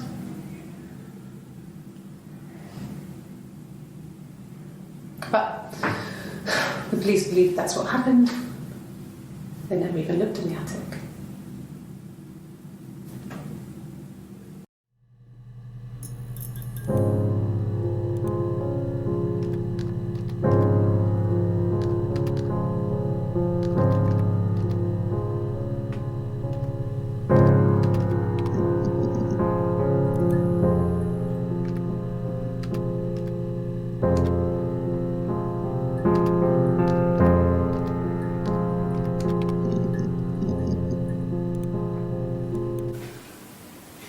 Yeah. I mean, I was infertile. Thought I was. They told me I was infertile after the miscarriage because of complications.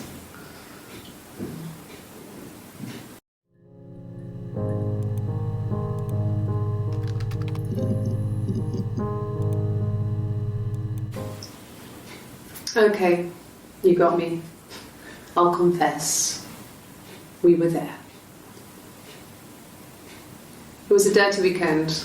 Simon was going to expense it, pretend it was a business trip. I used a made-up name. We stayed at the hotel, had room service, didn't leave the room, had a great view of the river, and you could hear the church bells. Like you said, it was very romantic.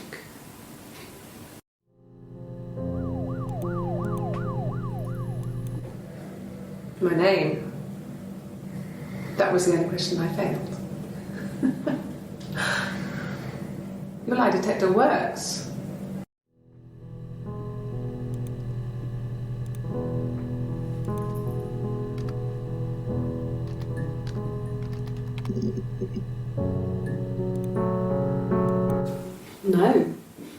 No, Simon didn't play guitar. He wasn't very musical. He liked to listen, but he was tone deaf. Yes. Yeah, it's my guitar.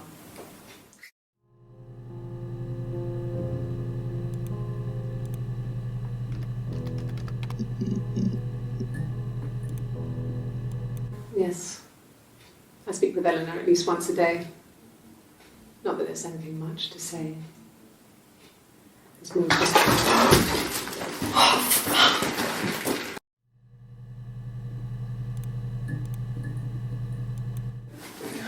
No, I'm okay. Fuck.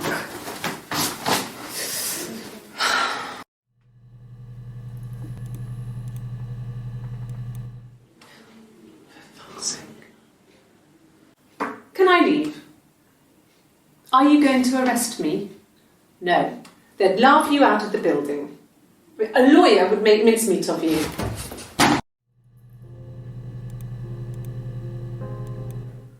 Are you arresting me? No. Fuck off. Open this door.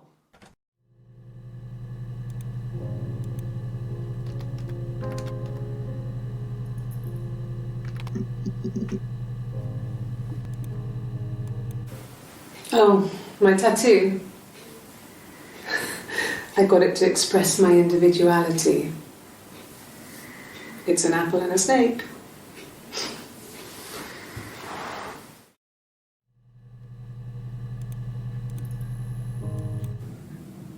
So I moved out. Got a small bed sit.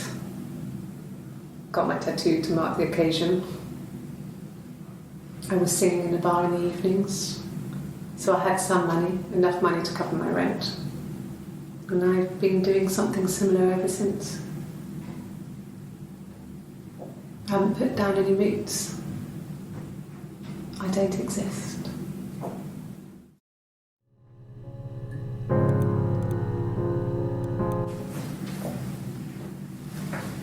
He saw me singing one of my shows, pure chance.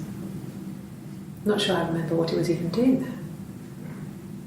Afterwards, I had a drink at the bar and he came over and we got talking. I knew who he was. Obviously I knew who he was. But he didn't know who I was.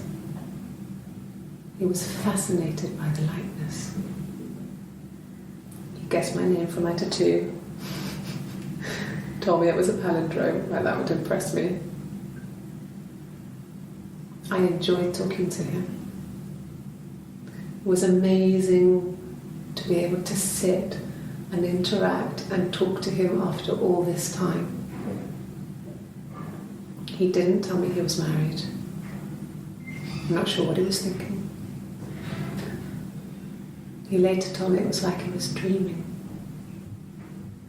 A waking dream.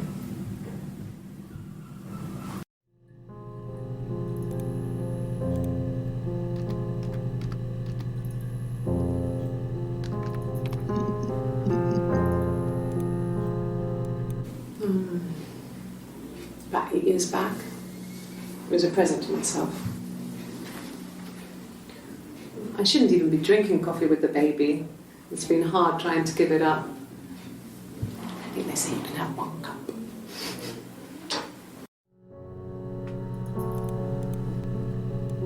No, I've had enough coffee for today, thanks. Glass of water.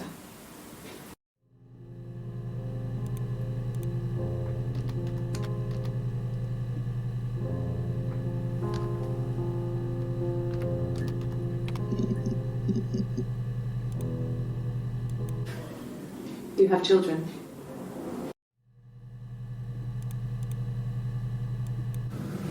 Fairy tales. Stories about lost princesses, evil witches, magical mirrors and lost children. So you see, even before I knew the truth, I'd found it in those stories.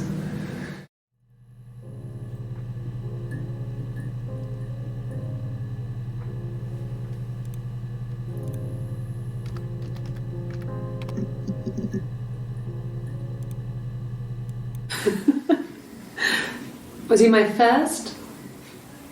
No need to be so coy. No, he wasn't my first. That would have been Carl. He was a local boy in a band. He was a bit of a shit. But he was sexy. We were 15.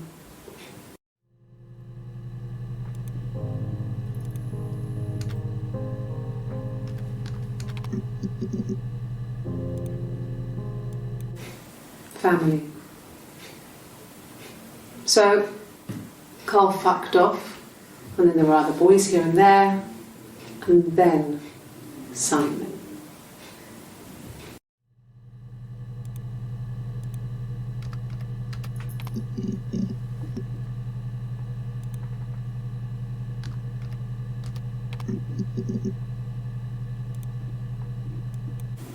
I wouldn't say that. It could be passionate. It's just, it was more than that. It wasn't just sex like I had been with the other boys.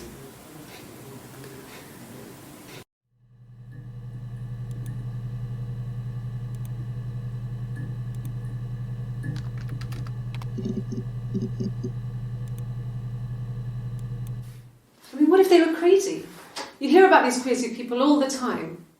I mean, why would anyone who knew Simon want to kill him?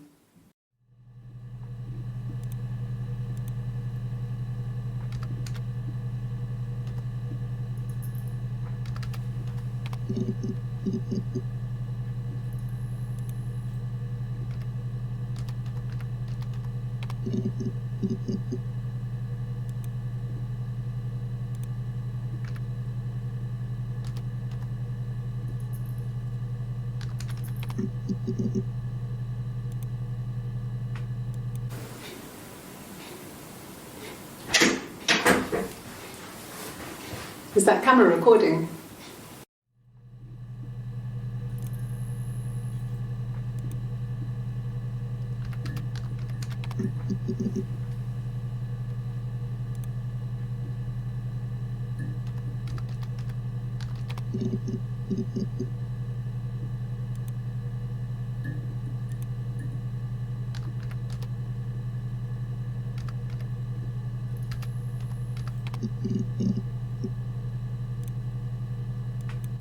Well, I don't know. I probably had to pop out and get something, that's why I was speeding. And that wouldn't have been noted on my timesheet. But I really can't remember back to February.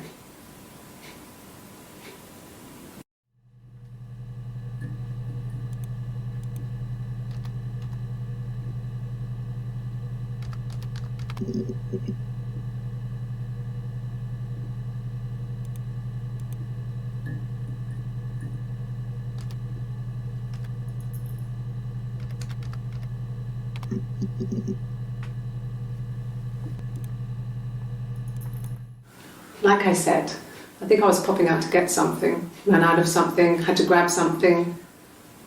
I sometimes drive too fast. If you want, you can arrest me for that.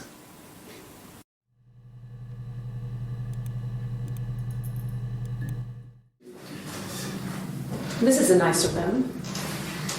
Is this where you take people when it's time to arrest them?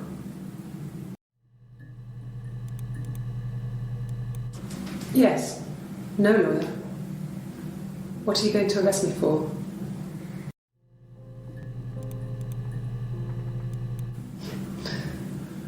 Can you arrest someone who doesn't exist?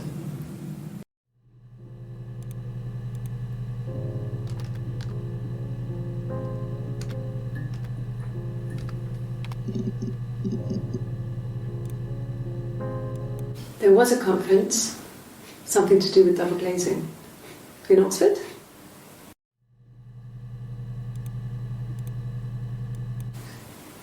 Are you sure?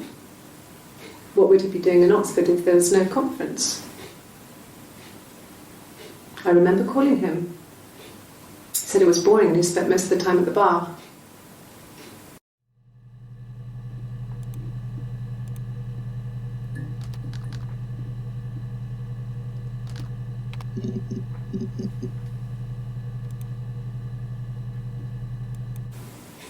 And the hotel said he was there?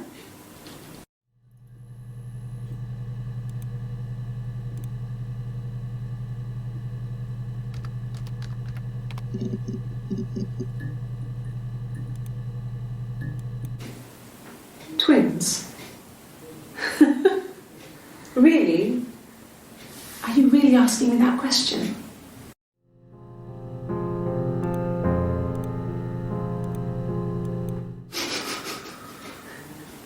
Are you out of your mind? Twins?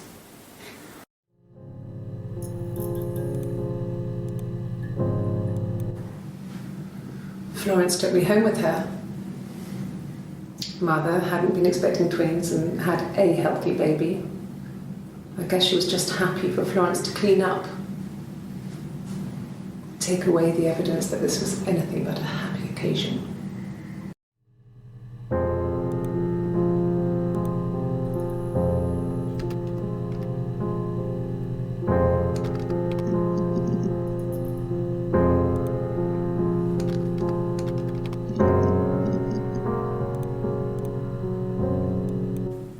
Yes, I understand my rights. No, I don't need a lawyer.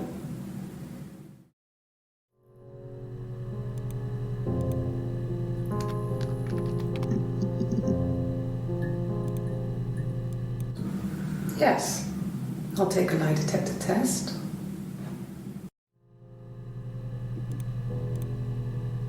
I've never taken a lie detector test before. Does it really work?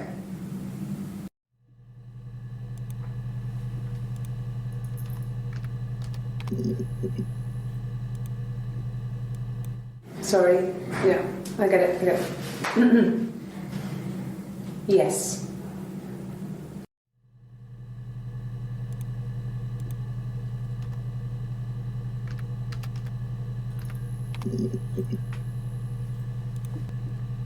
Yes.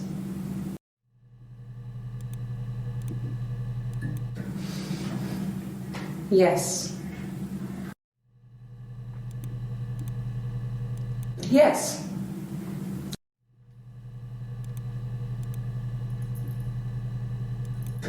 Yes.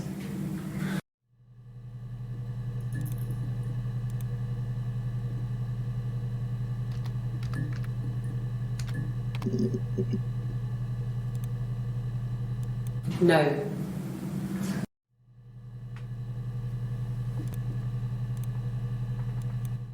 No.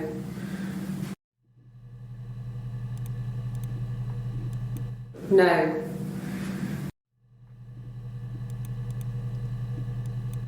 No.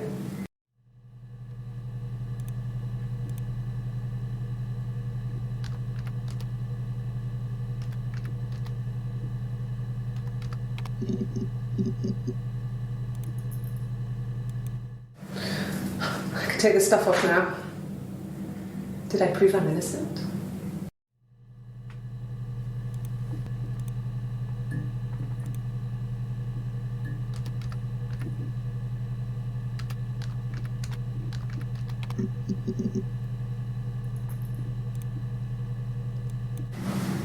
Florence raised me in her home. I never left it. She kept me out of sight. It wasn't odd for people to see a midwife with a baby, carrying in supplies, washing nappies, that sort of thing. I never knew any different. I grew up looking out of my window and seeing her across the road. I thought it was like a reflection in the mirror. She was me.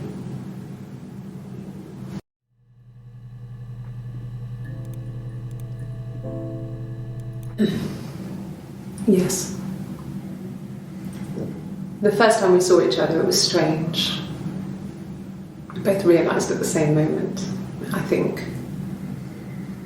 We must have seen each other before, but there was this instant when we first realised it wasn't a reflection. The reflection was staring back. I think I was 5. It was my birthday. My reflection was wearing a party hat and waving. I knew what party hats were from books. And it suddenly occurred to me, today must be my birthday. I waved back and we just spent ages waving at each other and copying each other's movements.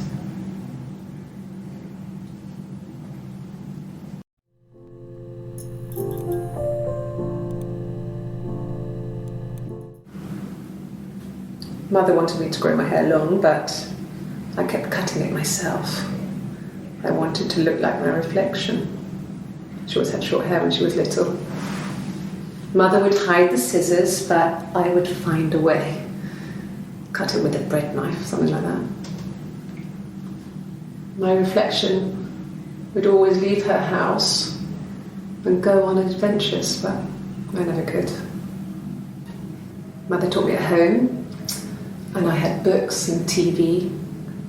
Oh, TV was magical, but it was only on when it wanted to be, so I spent a lot of time reading books.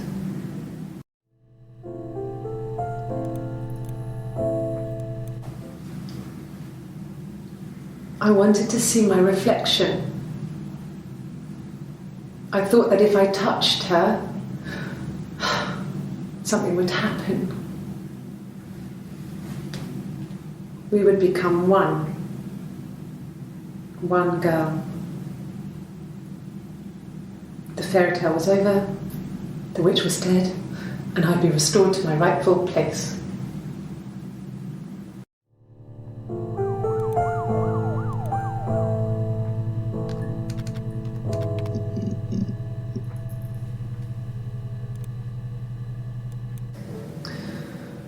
Florence was a warm, kind person, but she was broken, I guess. When I found her diary, I also found a biscuit tin with other stuff in it, older papers, letters, that kind of thing. Her story wasn't there.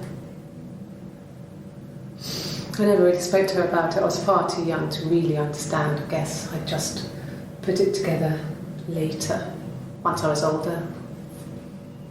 She had loved children, planned to have a large family, but her husband died in the war.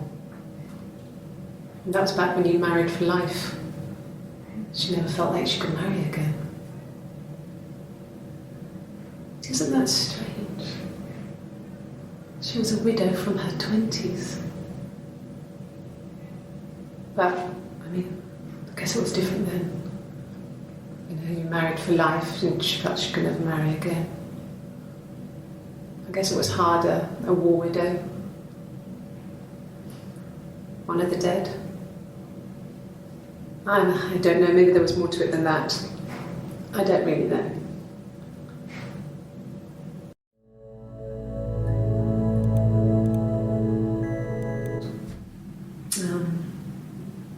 When I was 8, Mother died. She slipped down the stairs. It was an accident. I had read her diary at that point and I knew she wasn't my real mother.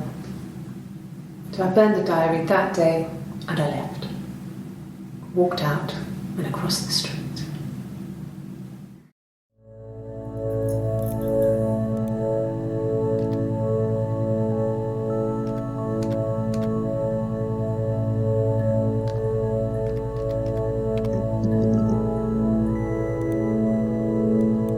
No, it was just me and her. Eve was the name they were going to call their first child. They talked about it and were going to try when he came back. Florence's family had a history of firstborn girls, so they were convinced it was going to be a girl. It's hard to know if this is all true. These are stories I remember that I read when I was a child. Maybe I misread, maybe I misunderstood. Sometimes it's hard to remember what happened last week.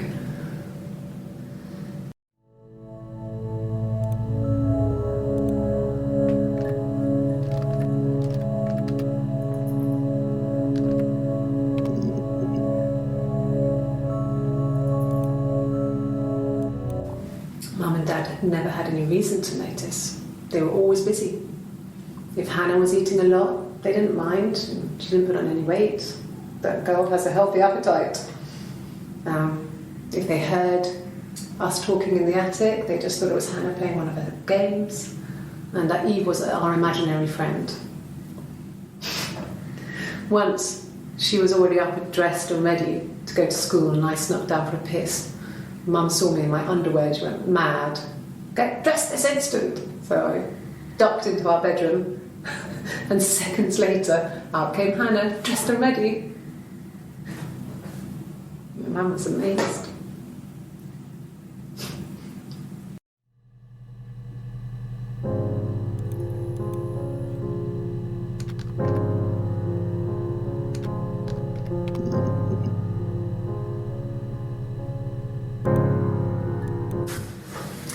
When we weren't together, we'd send secret messages by tapping out a code that we'd learned from a book, the knock code, something prisoners of war would use. We'd tap them out on radiator pipes or the attic floor.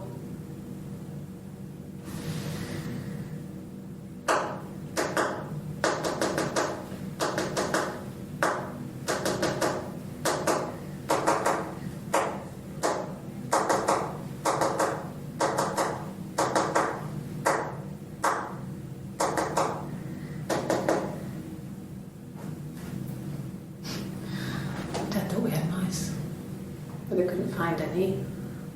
Bought a cat anyway.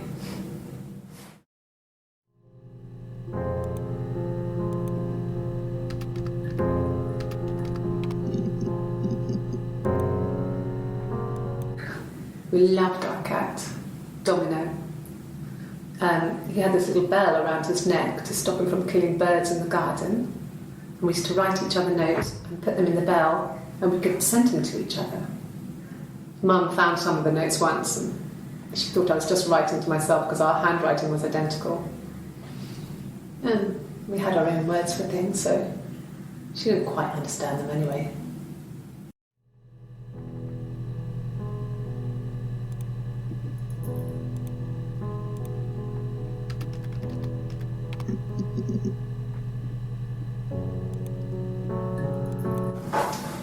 When beautiful people died, we always felt like it was a sign. You remember Princess Grace? Grace Kelly?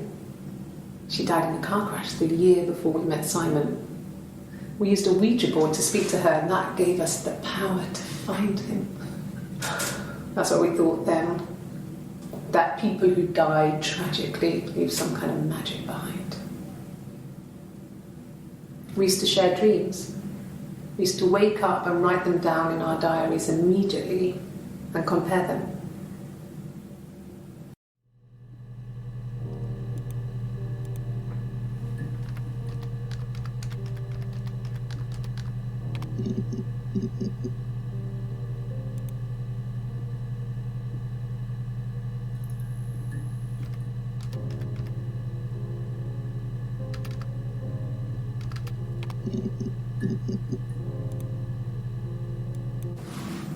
Yes, it was a cremation for the best.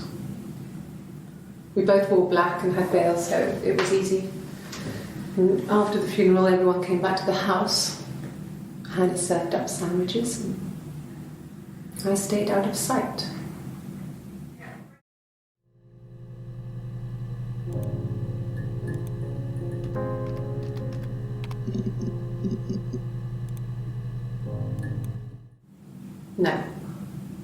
No, he wasn't wearing his wedding ring.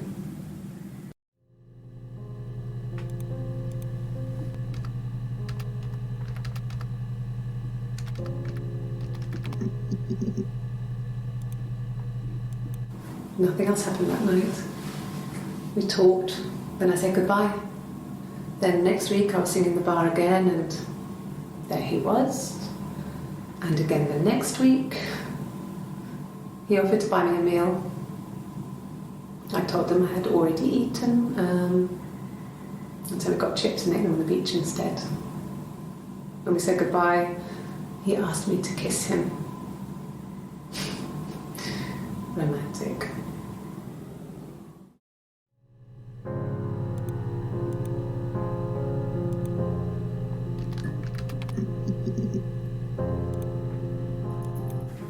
Yes.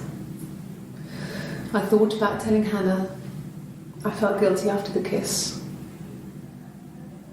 But then it began to feel like this was the way it should be.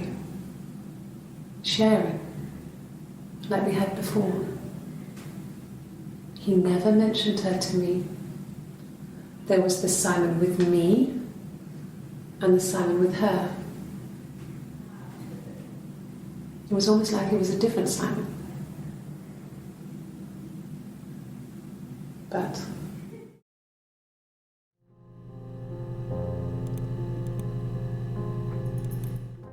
after the kiss, the next time, he took me back to the house, to our parents' house, to their house.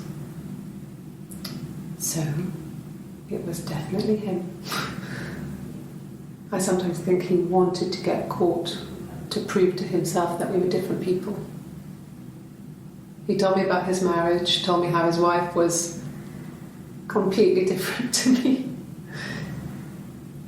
I almost burst out laughing.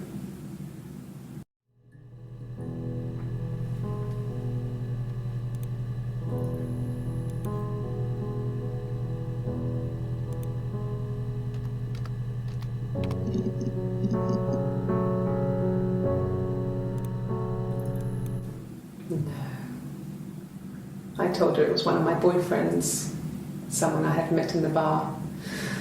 I think she was happy, but I could tell she was thinking, why couldn't it happen to her and Simon? They were the ones with the real life. Why not them?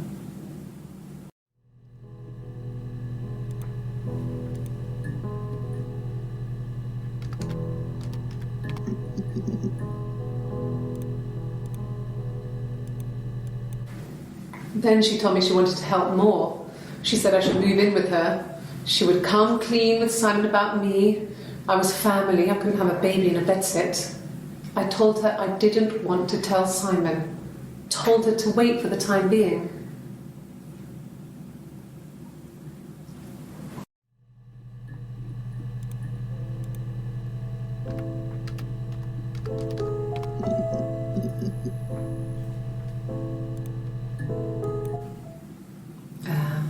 When she went home, Simon had a birthday tea waiting. Afterwards, she told Simon about me, told him I was pregnant. She wanted me to move in with them, this sister he didn't know she had. She knew that instant. The look on his face.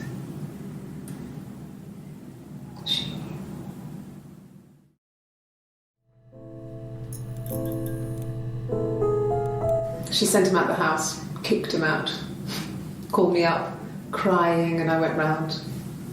I guess I had a feeling I could hear something was wrong in her voice, but I wasn't sure what it was. She called me sister on the phone. She never calls me that.